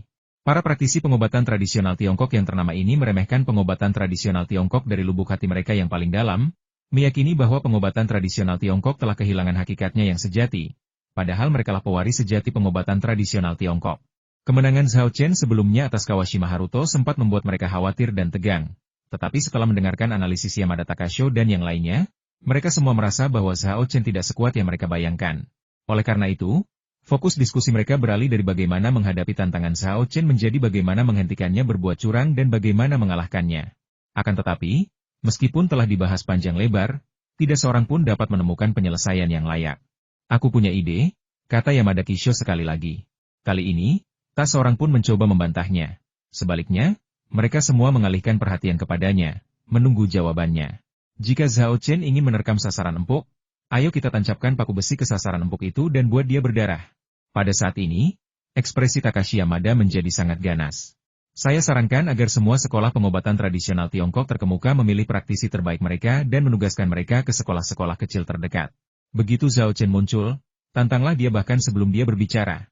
Jika dia tidak berani melawan, kita bisa mengumumkan bahwa dia menyerah tanpa perlawanan. Jika dia berani melawan, dengan kekuatan praktisi terbaik kita, apakah kita takut kita tidak bisa menghancurkannya? Bahkan jika kita kalah telak, kita bisa segera datang ke tempat kejadian dan memberikan tantangan baru. Saya tidak percaya bahwa dengan keterampilan medis semua tabib ternama yang hadir, kita tidak akan bisa mengalahkan Zhao Chen. Para praktisi pengobatan tradisional Tiongkok ternama yang hadir, setelah berpikir dan mempertimbangkan, semuanya sepakat bahwa sarannya sangat bagus. Fuji Takashi langsung menyetujui ide bagus. Ayo kita lakukan seperti yang disarankan Yamada-kun. Kita akan membagi wilayah yang menjadi tanggung jawab kita berdasarkan peta tata letak berbagai sekolah pengobatan tradisional Tiongkok di negara ini. Selain itu, kita akan mengirim orang untuk berjaga di bandara-bandara besar. Begitu kita menemukan keberadaan Zhao Chen, kita akan segera melapor ke asosiasi. Idealnya, kita harus bisa mengumpulkan para ahli untuk mengepung dan menghabisinya sebelum dia menantang sekolah-sekolah kecil manapun. Aku ingin dia menderita kekalahan segera setelah tiba di Jepang dan harus menyelinap pulang hari itu juga. Kata-kata yang mengancam ini menyulut gairah semua praktisi pengobatan tradisional Tiongkok ternama yang hadir, menyalakan semangat mereka dan mendorong mereka untuk berteriak. Bagus sekali. Biarkan Zhao Chen menderita kekalahan begitu dia datang ke Jepang. Presiden sangat murah hati. Haha, aku tak sabar melihat ekspresi terkejut dan panik seperti apa yang akan ditunjukkan Zhao Chen setelah dipojokkan oleh ahli pengobatan tradisional Tiongkokku. Tidak perlu berpikir, ini pasti sangat mengasyikkan. Kita, para praktisi pengobatan tradisional Tiongkok, adalah pewaris sejati esensinya. Zhao Chen ingin membela pengobatan tradisional Tiongkok? Tidak mungkin. Jika saatnya tiba, kita akan membuatnya tahu siapa praktisi ortodoks sejati. Para praktisi pengobatan tradisional Tiongkok yang terkenal ini jelas tidak tahu bahwa di dunia ini, ada semacam bendera yang disebut meyakini Anda bisa menang. Fuji Takashi memberi isyarat agar semua orang tenang sebelum berkata, saya punya kabar baik untuk dibagikan kepada kalian semua. Semua orang bertanya dengan rasa ingin tahu, Presiden Fuji, apa kabar baiknya? Fuji Takashi menjawab, Saya juga menerima berita belum lama ini bahwa Takeda-kun akan kembali ke Jepang. Apa? Tuan Takeda akan kembali ke Jepang? Seru semua orang serempak. Takeda-kun yang mereka bicarakan bernama Takeda Katsuten, dan dikatakan sebagai keturunan Takeda Shingen, harimau KAI, dari periode Sengoku. Saat masih muda, Katsutoshi Takeda masuk Universitas Tokyo sebagai mahasiswa terbaik di tahunnya untuk mempelajari pengobatan barat. Selama masa studinya, ia mulai tertarik dengan pengobatan Kampo, sehingga ia pun mendaftar di pengobatan Kampo, sembari mengejar studi lanjutan di bidang pengobatan Jepang dan Barat, serta memperoleh gelar doktor di keduanya. Setelah lulus, Katsuyuki Takeda menolak undangan dari beberapa rumah sakit besar dan memilih untuk melanjutkan studinya di bidang pengobatan Kampo, berturut-turut belajar di beberapa sekolah pengobatan Kampo yang berbeda. Awalnya, sekolah-sekolah kedokteran besar Kampo tidak mengizinkan murid-murid mereka belajar di sekolah lain. Namun, keluarga Takeda Katsuten yang berpengaruh memaksa sekolah-sekolah ini untuk berkompromi. Takeda Katsuten memiliki bakat luar biasa dan belajar dengan tekun, menguasai keterampilan unik dari beberapa sekolah kedokteran besar Kampo hanya dalam waktu 10 tahun, bahkan melampaui guru-gurunya. Setelah itu, Takeda Katsuten meninggalkan Jepang dan pergi ke Eropa dan Amerika untuk mempromosikan pengobatan Kampo. Keterampilan medisnya yang luar biasa telah memukau banyak ahli medis di Eropa dan Amerika, dan telah memicu tren pembelajaran pengobatan tradisional Tiongkok di banyak negara Eropa dan Amerika. Dapat dikatakan bahwa Takeda Katsuten memainkan peran penting dalam legendanya pengobatan Kampo Jepang di Eropa dan Amerika. Karena itu, Takeda Katsuten sangat dihormati di komunitas pengobatan Kampo dan diakui sebagai pakar pengobatan Kampo Jepang nomor 1. Sekarang, pakar terkemuka dalam pengobatan tradisional Tiongkok ini benar-benar kembali ke negaranya. Seketika, beberapa orang berspekulasi apakah Takeda memilih waktu ini untuk kembali ke negaranya karena ia ingin memberi pelajaran pribadi kepada Zhao Chen? Kata-kata ini langsung membuat semua orang bersemangat. Dengan Takeda-kun kembali, bukankah mudah untuk menangkap semut seperti Zhao Chen? Benar. Sehebat apapun Zhao Chen, dia bukan tandingan Takeda-kun. Zhao Chen hanya bisa mengalahkan Kawashima Haruto saat itu karena keberuntungan. Kemampuan medis Takeda-kun jauh melampaui Kawashima Haruto, bahkan jauh melampaui Genji Dosuke. Aneh rasanya kalau Zhao Chen tidak hancur total saat berhadapan dengannya. Para praktisi pengobatan tradisional Tiongkok ternama, yang sebelumnya merasa berpeluang besar untuk menang, kini semakin yakin akan kemenangan, karena yakin itu sudah pasti. Namun, Fuji Takashi berkata, "Apa? Kalian semua menaruh harapan pada Takeda-kun, ingin dia menghadapi Zhao Chen?" Semua orang tercengang, tidak mengerti apa maksudnya. Fuji Takashi mendengus, membiarkan Takeda-kun berurusan dengan Zhao Chen itu seperti menggunakan palu godam untuk memecahkan kacang. Dia pasti menang, tapi itu tidak akan melemahkan semangat Zhao Chen.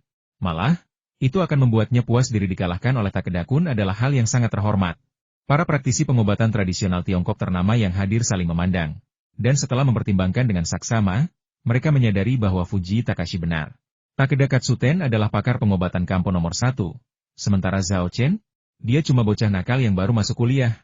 Jika Takeda Katsuten turun ke lapangan, kemenangan sudah pasti, tetapi akan terasa agak memalukan. Zhao Chen dan yang lainnya kemudian dapat menggunakan identitas mereka untuk menciptakan skandal, mengklaim bahwa pengobatan tradisional Tiongkok kekurangan praktisi yang cakap, sehingga perlu mengirim pakar terbaik mereka untuk menangani seorang mahasiswa baru. Sekalipun hasilnya tidak terduga, itu tetap akan menjadi pukulan telak bagi mereka. Yamada Kisho berkata dengan suara berat, "Ketua Fuji benar. Jika Takeda-kun turun tangan, dia pasti bisa mengalahkan Zhao Chen, tapi di saat yang sama, itu juga akan mengundang masalah yang tidak perlu." Ia lalu bertanya, "Ketua Fuji, apakah Anda punya ide?" Fuji Takashi mengangguk, tak lagi membuatnya penasaran, dan berkata, "Kurasa kita tak sabar menunggu Takeda-kun bergerak untuk mengalahkan Zhao Chen. Kita harus mengurus Zhao Chen sebelum Takeda-kun melakukannya." Di satu sisi, ini untuk berterima kasih kepada Takeda-kun atas usahanya dalam mempromosikan pengobatan Kampo. Di sisi lain, ini juga untuk menunjukkan kemampuan kita kepada Takeda-kun. Beritahu dia bahwa selain dia, kita juga tidak kalah dalam pengobatan Kampo. Meskipun keterampilan medis Takeda Katsuten luar biasa dan reputasinya hebat, ia sangat arogan dan tidak menunjukkan rasa hormat bahkan kepada Fuji Takashige, Presiden Asosiasi Kedokteran Kampo. Karena itu, Fuji Takashige sudah lama ingin membuktikan diri kepada Takeda Katsuten. Kini, perjalanan Zhao Chen ke Jepang untuk menantang sekolah tersebut tak diragukan lagi merupakan kesempatan emas. Setelah semuanya menderita di tangan Takeda Katsuten, mereka semua sepenuh hati setuju dengan saran Fuji Takayuki. "Ketua benar. Ini kesempatan untuk membuktikan kekuatan kita di depan Takeda-kun. Apa Takeda-kun kembali ke Jepang karena dia pikir kita akan kalah? Dia benar-benar meremehkan kita. Sekalipun kita dalam kondisi terburuk, mengalahkan Zhao Chen seharusnya bukan masalah. Kawashima Haruto kalah dari Zhao Chen karena dia terlalu bodoh. Bagaimana mungkin kita mengulangi kesalahan yang sama?" Mengalahkan Zhao Chen itu mudah. Kita harus mengalahkan Zhao Chen sebelum Tuan Takeda bergerak. Beritahu Tuan Takeda kemampuan kita. Fuji Takashi menggebrak meja dan berkata dengan lantang, kalau begitu, beres. Aku akan menjamu Takeda-kun secara pribadi saat dia kembali. Sedangkan kamu harus mengawasi semua bandara utama dengan ketat. Begitu Zhao Chen tiba di Jepang, segera kirim bawahan terbaikmu untuk menantangnya. Jika perlu, kamu bisa bertindak sendiri. Aku ingin Zhao Chen dipulangkan dengan aib begitu dia menginjakkan kaki di tanah Jepang. Aku juga ingin Takeda-kun memahami dengan jelas keterampilan medis kita. Bagus. Serahkan pada kami. Para ahli pengobatan tradisional Tiongkok menanggapi serempak. Semangat juang mereka tinggi. Dalam sekejap mata, 20 hari telah berlalu. Selama lebih dari 20 hari, Zhao Chen tinggal di dalam rumah, mengasingkan diri di kamar sewaannya. Makanannya diantar setiap hari oleh Bone Woman dan Lin Sui. Selama hari-hari tersebut, selain berkultivasi, ia mempelajari teknik pengobatan pada daun informasi. Di saat yang sama, ia juga meluangkan waktu untuk memperbaiki tempat tinggal hantu menggunakan metode yang tercatat dalam teknik pengangkatan hantu tertinggi. Sebelum renovasi, Ghost Dwelling hanya sekedar tempat tinggal para hantu, agar arwah gentayangan yang lemah terhindar dari sengatan terik matahari. Namun, setelah dimodifikasi menggunakan metode yang diajarkan dalam teknik pengangkatan hantu tertinggi, rumah hantu tersebut berubah menjadi dunia kecil yang ajaib. Meskipun Zhao Chen tidak dapat memasukinya, menurut deskripsi Zhao Mei dan Zheng Rui, rumah hantu yang dimodifikasi tersebut meluas hingga puluhan mil dan memiliki energi spiritual yang melimpah, yang sangat bermanfaat bagi kultivasi dan pertumbuhan hantu. Selain itu, Zhao Chen dan rekan-rekannya menemukan bahwa Ghost Dwelling yang telah disempurnakan juga dapat digunakan sebagai cincin penyimpanan, karena apapun yang tidak bernyawa dapat ditempatkan di dalamnya. Ini memberinya ide baru. Segala sesuatunya, setelah ditempatkan di dunia kecil Ghost Abode, dapat dikendalikan dan digunakan oleh jiwa-jiwa pengembara di bawah komando Zhao Mei. Penting untuk diketahui bahwa roh-roh pengembara di bawah komando Zhao Mei umumnya cukup lemah. Di dunia nyata, mereka hanya bisa memanipulasi jarum. Namun di kediaman hantu, mereka dapat dengan mudah mengangkat puluhan atau bahkan ratusan kilogram material. Penemuan ini mendorong Zhao Chen untuk mengambil keputusannya membagi jiwa-jiwa pengembara di bawah komando Zhao Mei ke dalam 3 tim. Masing-masing mengajari mereka pengetahuan menggambar jimat, membuat obat, dan membuat artefak. Meskipun jiwa-jiwa pengembara ini hanya bisa menggambar beberapa jimat tingkat rendah dan membuat beberapa pil serta alat sihir tingkat rendah karena mereka terlalu lemah dan kurang pengalaman, dan tingkat kegagalannya sangat tinggi, Zhao Chen tidak peduli. Ia dengan bebas menyediakan bahan-bahan untuk mereka dan membiarkan mereka menghambur-hamburkannya.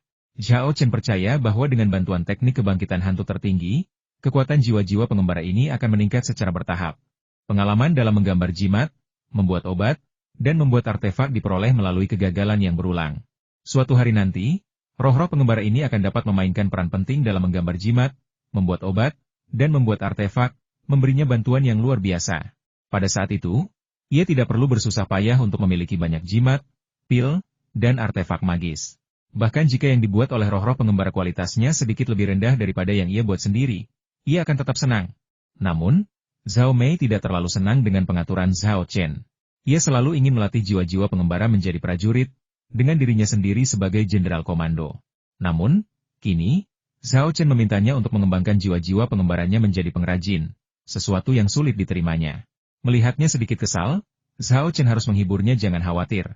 Jiwa-jiwa pengembara ini, selain belajar menggambar jimat, membuat obat, dan membuat artefak, juga perlu menjalani pelatihan formasi tempur. Untuk saat ini, aku tidak akan mengubah mereka semua menjadi pengrajin logistik. Hanya ketika kekuatanmu meningkat dan jumlah jiwa pengembara di bawah komandomu meningkat, kita akan mempertimbangkan untuk menciptakan pengrajin logistik khusus, dan itu pun, jumlahnya tidak akan terlalu besar. Selain itu, menggambar jimat, membuat obat, dan membuat artefak untuk jiwa-jiwa pengembara ini juga digunakan untuk meningkatkan kekuatan tempur mereka, yang akan sangat bermanfaat bagi mereka dalam pertempuran di masa mendatang. Berkat jaminan Zhao Chen, Zhao Mei akhirnya merasa lega. Ia juga menyadari maksud Zhao Chen. Jimat yang ditarik oleh roh-roh pengembara, pil yang mereka buat, dan artefak magis yang mereka buat semuanya untuk memperlengkapi dan meningkatkan kekuatan mereka. Karena itu, ia tidak lagi menolak upaya ini dan malah menawarkan dukungan penuhnya. Setiap hari, selain melatih roh-roh pengembara bersama wanita tulang, ia mengawasi mereka dalam menggambar jimat, membuat obat, dan membuat artefak. Meskipun sibuk, ia sangat menikmatinya.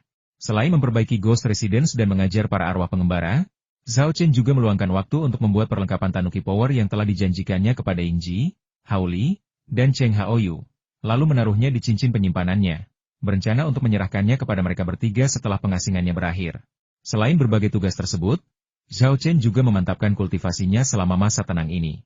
Ia juga menyelesaikan studi perawatan klinis akupunktur dan moksibusi, terapi pijat, bedah pengobatan tradisional Tiongkok, ginekologi pengobatan tradisional Tiongkok, pediatri pengobatan tradisional Tiongkok, dan cermin terapi diet. Hal ini juga berkat kondisi kejernihan mental yang unik selama periode tenang. Setelah memasuki kondisi ini, kemampuan belajar dan ingatannya meningkat pesat.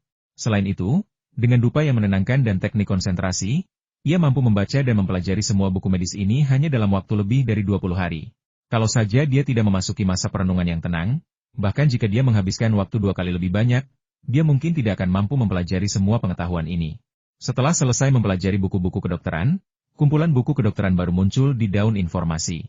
Buku ini mencakup risalah tentang berbagai penyakit, yang mengajarkan metode pengobatan untuk berbagai penyakit yang sulit dan rumit, resep untuk 100 penyakit, yang menganalisis dan mengajarkan pengobatan dan perawatan klinis, serta penyakit menular dalam pengobatan tradisional Tiongkok dan traumatologi dalam pengobatan tradisional Tiongkok. Yang paling menarik minat Zhao Chen adalah buku medis berjudul Juyu Kesinjian.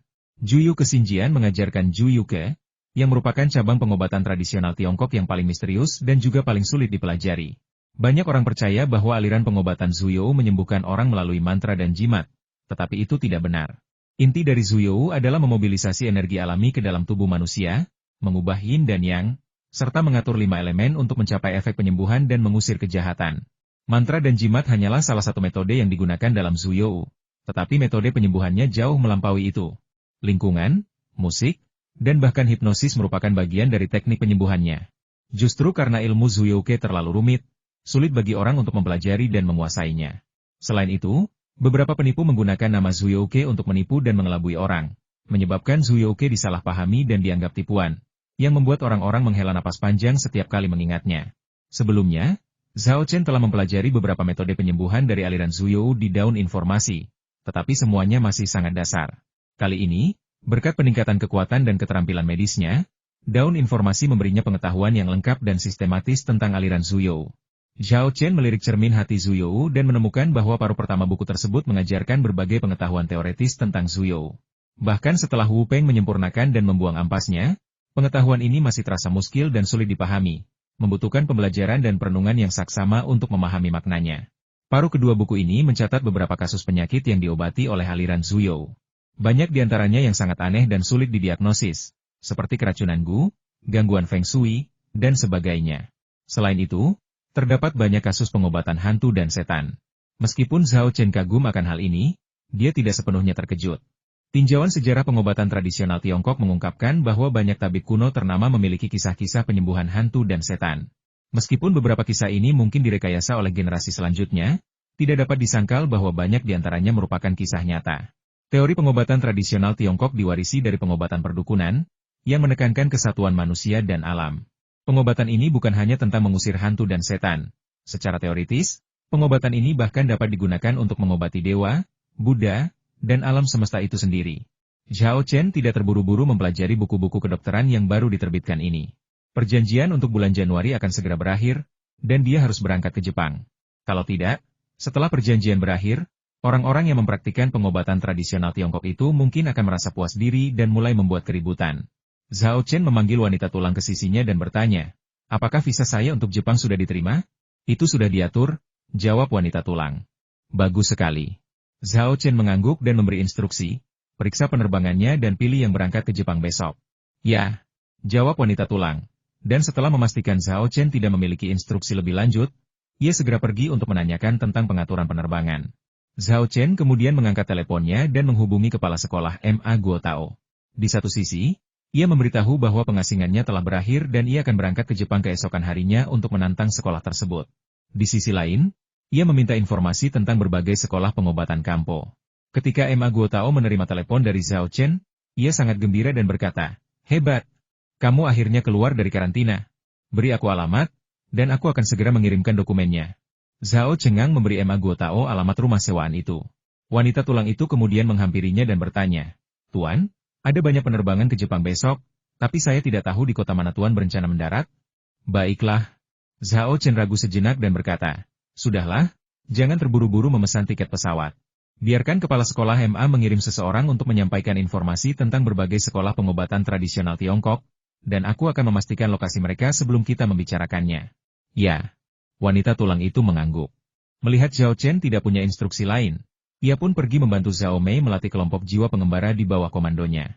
Sekitar setengah jam kemudian, terdengar ketukan di pintu. Saat membukanya, Zhao Chen terkejut kepala sekolah MA. Kenapa Anda datang sendiri? Berdiri di luar pintu adalah MA Guo Tao, Presiden Universitas Kedokteran Sihua, dan sekretarisnya. Zhao Chen cukup terkejut bahwa MA Guo Tao, yang sangat sibuk dengan tugas resmi, benar-benar datang untuk mengantarkan dokumen tersebut secara langsung. MA Guo Tao menjawab, kebetulan ada beberapa hal yang ingin saya sampaikan, tetapi saya tidak bisa menjelaskannya dengan jelas melalui telepon, jadi saya datang langsung. Ini, informasi yang Anda minta tentang berbagai sekolah pengobatan Kampo Jepang. Sambil berbicara, ia mengambil sebuah buklet dari sekretarisnya dan menyerahkannya kepada Zhao Chen. Kepala sekolah MA, Sekretaris Liu, silakan masuk dan duduk. Bai Mei, buatkan teh untuk kepala sekolah MA dan Sekretaris Liu. Zhao Chen mempersilakan MA Guo Tao dan Sekretaris Liu masuk sambil melihat-lihat beberapa dokumen. Meski hanya sekilas pandang, detail teliti dari buklet informasi itu menarik perhatiannya. Buklet ini tidak hanya memberikan informasi detail mengenai alamat spesifik, spesialisasi medis, dan praktisi terampil dari berbagai sekolah kedokteran Kampo Jepang, tetapi juga mencakup penilaian kekuatan tempur, dengan 5 bintang mewakili yang terkuat dan 1 bintang mewakili yang terlemah. Hal ini memungkinkan Zhao Chen untuk dengan mudah memahami kekuatan relatif setiap sekolah kedokteran Kampo dan tingkat keterampilan para praktisinya. Zhao Chen tidak dapat menahan diri untuk memuji, buku informasi ini dibuat dengan sangat baik. MA Guo Tao tersenyum dan berkata, saya akan sampaikan pujian Anda kepada orang yang bertanggung jawab atas masalah ini. Saya yakin mereka akan sangat senang mendengarnya. Ia kemudian bertanya dengan prihatin, bagaimana retret Anda? Zhao Chen tersenyum tipis dan menjawab, mungkin Anda tidak percaya, tetapi keterampilan medis saya telah meningkat pesat sejak saya mengasingkan diri. Baguslah. MA Guo Tao menghela napas lega, mengambil teh dari wanita tulang, berterima kasih padanya, lalu melanjutkan, kau tidak tahu, karena kau sudah mengasingkan diri selama lebih dari 20 hari dan tidak ada kabar darimu. Banyak orang di internet yang bertanya tentangmu. Bahkan ada beberapa troll yang bilang kau takut, itulah sebabnya kau bersembunyi dan takut menunjukkan wajahmu. Begitukah? Aku akan segera mengirim pesan di Weibo untuk memberitahu semua orang bahwa aku akan berangkat ke Jepang besok, kata Zhao Chen sambil mengeluarkan ponselnya untuk masuk ke Weibo. Jangan kirim. MA Guo Tao segera menghentikannya. Mengapa? Tanya Zhao Chen bingung. MA Guo Tao menjawab dengan ekspresi serius. Kami menerima informasi bahwa Asosiasi Pengobatan Kampo Jepang telah melakukan banyak persiapan untuk menghadapi tantanganmu ke Jepang. Di satu sisi, mereka telah memindahkan praktisi terbaik mereka ke sekte yang lebih lemah untuk mencegahmu mengganggu yang lemah setelah kau pergi ke Jepang. Di sisi lain, mereka telah mengirim orang untuk berjaga-jaga di luar bandara-bandara besar di Jepang. Begitu kau muncul, mereka akan mengerahkan praktisi terbaik mereka untuk mengepung dan membunuhmu. Universitas Kedokteran Sihua juga memiliki jaringan koneksi yang kompleks. Mereka memiliki pengetahuan sebelumnya tentang semua pengaturan dan persiapan yang dilakukan oleh praktisi pengobatan tradisional Tiongkok. Benarkah? Zhao Chen tertegun sejenak, lalu tertawa. Namun, para praktisi pengobatan tradisional Tiongkok ini benar-benar meremehkanku. Menantang perguruan-perguruan rendahan? Mengganggu yang lemah? Apa gunanya? Kalaupun mereka menang, itu tidak akan adil. Kali ini, aku hanya akan menantang perguruan-perguruan tinggi dengan kekuatan mencapai bintang 5. Perguruan-perguruan lain bahkan tidak layak untuk ditantang. Ia mengetuk buklet informasi, khususnya tentang sekolah kedokteran Kampo yang mendapat peringkat bintang 5. Sekolah Yamada Kyushu, yang terletak di prefektur Kumamoto di Pulau Kyushu, berspesialisasi dalam akupunktur Hyakucho dan teknik pijat 9 panel. Itu adalah sekolah kedokteran Kampo bintang 5 papan atas. Aku akan menjadikannya target pertamaku saat aku ke Jepang. Shirai, pesankan aku tiket pesawat ke Kyushu. Ketika wanita tulang mendengar kata-kata 9 provinsi, dia tampak agak linglung, dan banyak gambaran berbaris dan bertarung terlintas di benaknya. Melihatnya tidak langsung menjawab, Zhao Chen mendongak dan menyadari perilakunya yang tidak biasa. Ia segera bertanya dengan khawatir, Bai Mei, kamu baik-baik saja? Tidak apa-apa, jawab wanita tulang dengan tenang. Aku akan segera memesan tiketnya. Zhao Chen bingung dengan situasi wanita tulang, tetapi ia tidak bisa bertanya terlalu banyak di depan MA Guo Tao dan yang lainnya. Ia hanya bisa menahan keraguannya untuk sementara waktu dan bertanya setelah MA Guo Tao dan yang lainnya pergi. Pada saat yang sama, ia mengangkat teleponnya dan mengunggah pesan di Weibo besok saya berangkat ke Jepang. Dan saya bersumpah tidak akan kembali sampai saya menaklukkan Jepang. MA Guo Tao berkata sambil tersenyum kecut. Ketika Anda mengunggah postingan ini di Weibo, netizen senang, tetapi para praktisi pengobatan tradisional Tiongkok juga sudah mendapat kabar tersebut sebelumnya dan pasti akan melakukan persiapan yang matang. Zhao Chen menjawab, saya ingin mereka benar-benar siap. Hanya dengan mengalahkan mereka saat mereka mengerahkan segenap kemampuan mereka, kita bisa membuat mereka tak punya alasan. Zhao Chen, jangan remehkan lawanmu. Masih banyak ahli pengobatan tradisional Tiongkok yang hebat. Lagi pula, kudengar ahli pengobatan tradisional Tiongkok nomor 1, Takeda Katsuten, juga telah kembali ke Jepang, dan dia mungkin ada di sini untuk menghadapimu. Ma Guotao memperingatkan dengan nada khawatir. Zhao Chen tersenyum kecut dan menjawab, jangan khawatir, kepala sekolah, saya tidak meremehkan lawan-lawan saya. Saya hanya penuh percaya diri. Tidak peduli seberapa banyak atau seberapa terampil para ahli pengobatan tradisional Tiongkok, saya akan memberitahu mereka bahwa pengobatan tradisional Tiongkok akan selalu menjadi ayah mereka. Seorang anak harus bertindak seperti anak, menghormati dan menaati ayahnya, tidak memamerkan giginya dan menunjukkan rasa tidak hormat. Jika tidak, sang ayah akan memukul anaknya. Ma Guotao bingung, tidak mengerti mengapa Zhao Chen memiliki kepercayaan diri yang begitu kuat. Tanpa disadarinya, keterampilan medis Zhao Chen berasal dari Wu Peng. Terlebih lagi, ia memiliki keunggulan besar dari pengetahuan medis Wu Peng. Akan aneh jika ia tidak bisa mengalahkan para tabib Kampo Jepang. Setelah memastikan bahwa Zhao Chen tidak terlalu percaya diri, Ma Guotao berkata, karena kamu percaya diri, aku merasa tenang. Sekolah akan menanggung semua biaya perjalananmu ke Jepang ini. Selain itu, sekolah akan mengirimkan tim untuk mengurus logistikmu, sehingga kamu dapat memfokuskan seluruh energimu untuk bersaing dengan praktisi pengobatan tradisional Tiongkok tanpa terganggu oleh hal-hal sepele. Bukankah ini agak tidak pantas? Zhao Chen menggaruk kepalanya. Bagaimana kita bisa menyusahkan sekolah? Ma Guotao berkata dengan ekspresi serius, tantanganmu di Jepang bukan hanya soal kehormatan pribadi, tetapi juga kehormatan sekolah, kehormatan pengobatan tradisional Tiongkok, dan bahkan kehormatan komunitas medis Tiongkok. Tentu saja, kami akan memberikan dukungan penuh dan jaminan terbaik. Karena keadaan sudah sampai pada titik ini, Zhao Chen tidak bisa menolak dan hanya bisa setuju sambil tersenyum. Setelah mengobrol beberapa menit lagi, Ma Guotao berdiri dan berkata, kamu pasti sangat lelah setelah melewati bea cukai, jadi aku tidak akan mengganggu istirahatmu. Pilih penerbanganmu dan kirimkan ke Xiao Liu, dan aku akan memintanya memesankan tiketmu sesegera mungkin. Mobil juga akan dikirim besok untuk mengantarmu ke bandara. Baiklah, terima kasih atas bantuannya, kepala sekolah dan sekretaris Liu. Zhao Chen mengangguk dan melihat keduanya keluar dari pintu. Setelah menutup pintu, dia menoleh ke wanita tulang dan bertanya, apa sebenarnya yang terjadi padamu barusan? Aku juga tidak tahu. Wanita tulang itu menggelengkan kepalanya dan menjawab, saat kau menyebut nama Kyushu, tiba-tiba terlintas banyak gambaran memimpin pasukan ke medan perang. Oh, apakah ini kenangan dari kehidupan masa lalumu? Tanya Zhao Chen penasaran. Entahlah. Wanita tulang itu sedikit mengernyit dan berkata, dalam adegan-adegan ini, aku hanya melihat adegan perang yang mengerikan, darah, dan maya di salju, tapi aku tidak bisa melihat diriku sendiri. Begitu. Zhao Chen menyipitkan mata, merenung sejenak, lalu berkata, terlepas dari apakah pemandangan yang kau lihat itu kenangan dari kehidupan masa lalumu, 9 provinsi kemungkinan besar adalah tempat yang pernah kau tinggali sebelumnya. Bahkan, sangat mungkin tempat itu adalah tempat di mana kau bertempur dan bertikai. Aku akan mengajakmu berkeliling 9 provinsi, berharap dapat membantumu mengingat lebih banyak kenangan dari kehidupan masa lalumu. Yang terpenting, aku ingin kau mengingat siapa dirimu sebenarnya. Hanya dengan mendapatkan kembali identitas aslinya, wanita tulang dapat melangkah lebih jauh dalam jalur kultivasinya.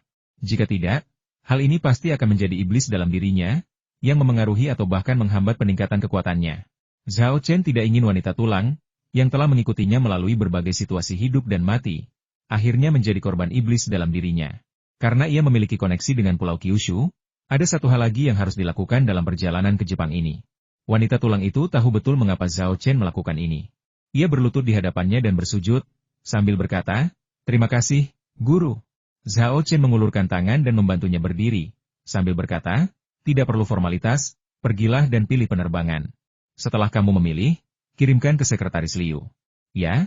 Jawab wanita tulang sambil berbalik melanjutkan pekerjaannya. Sementara itu, internet ramai dengan unggahan Zhao Chen di Weibo.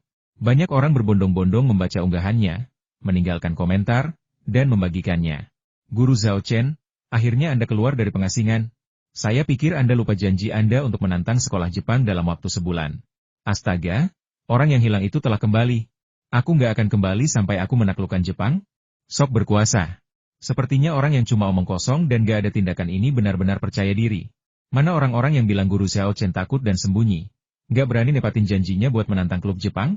Coba saya tanya, apa nggak sakit kalau ditampar?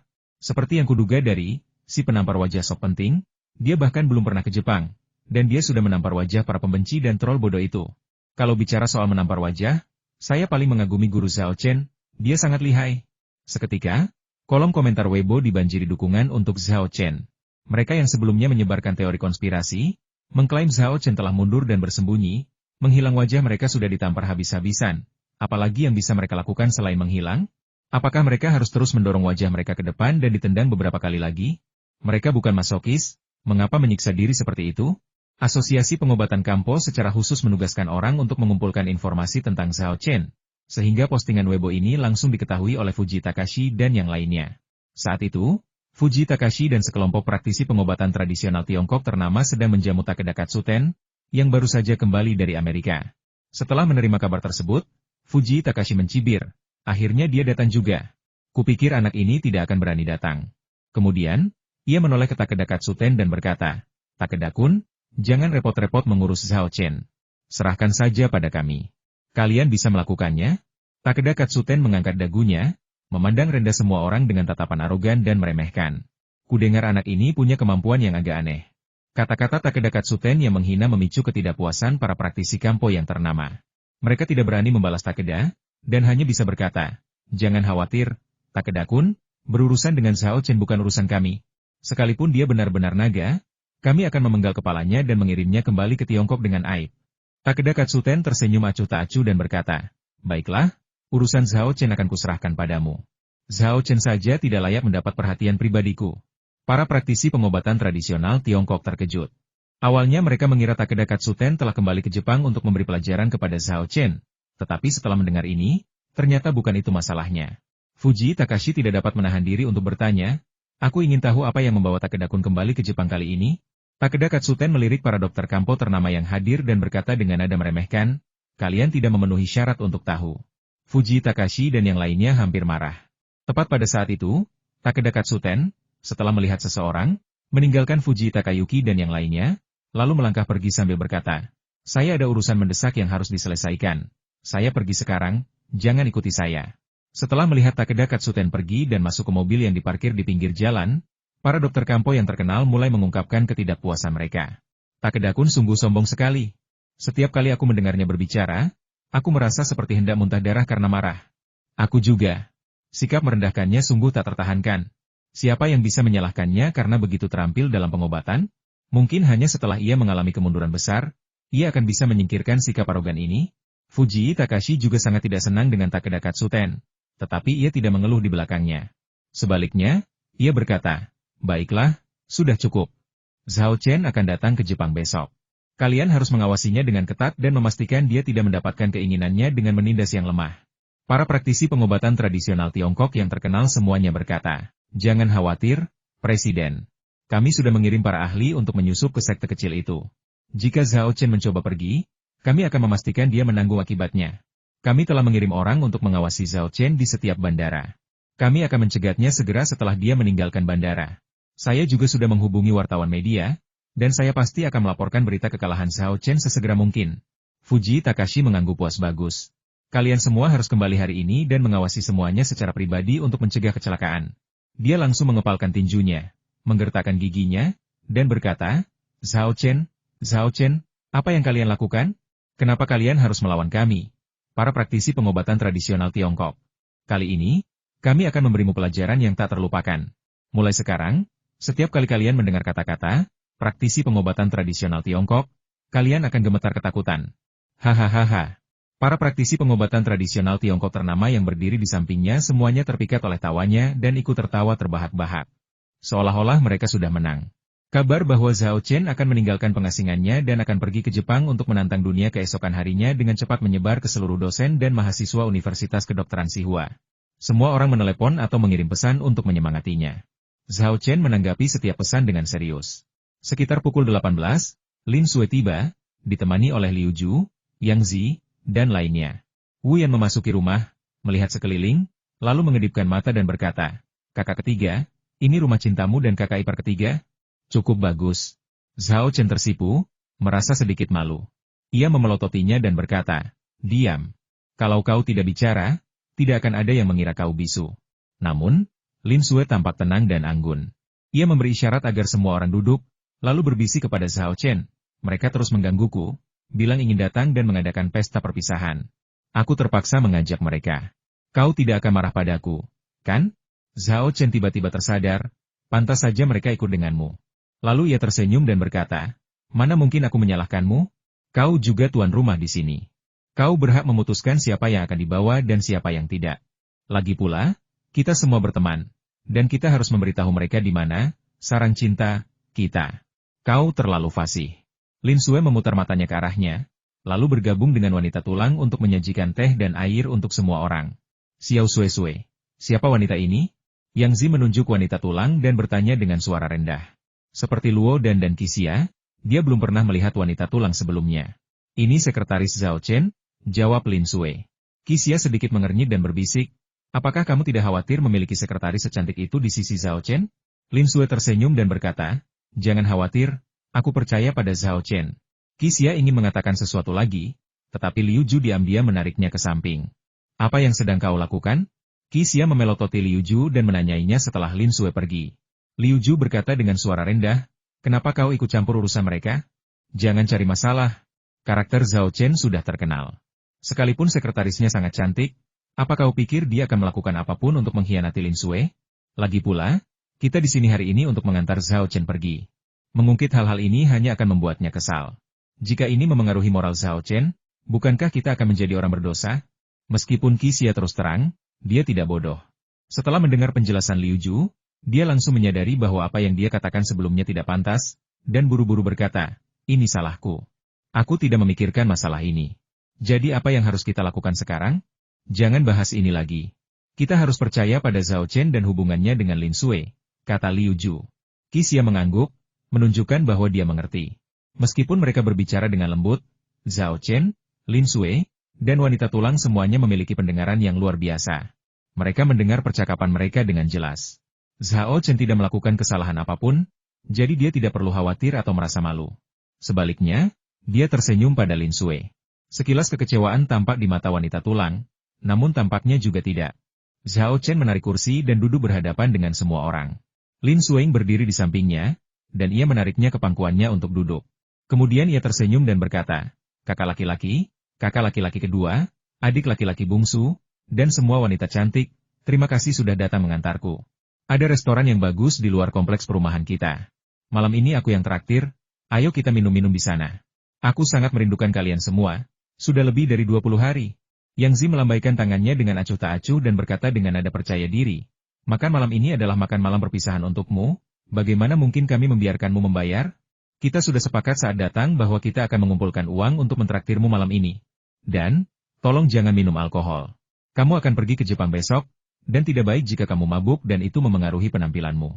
Di hadapan saudara-saudara dan teman-temannya yang baik, Zhao Chen tanpa basa-basi mengangguk setuju. Baiklah, aku tidak akan berdebat denganmu. Kau boleh mentraktir kami makan malam nanti. Tapi kami tetap harus minum.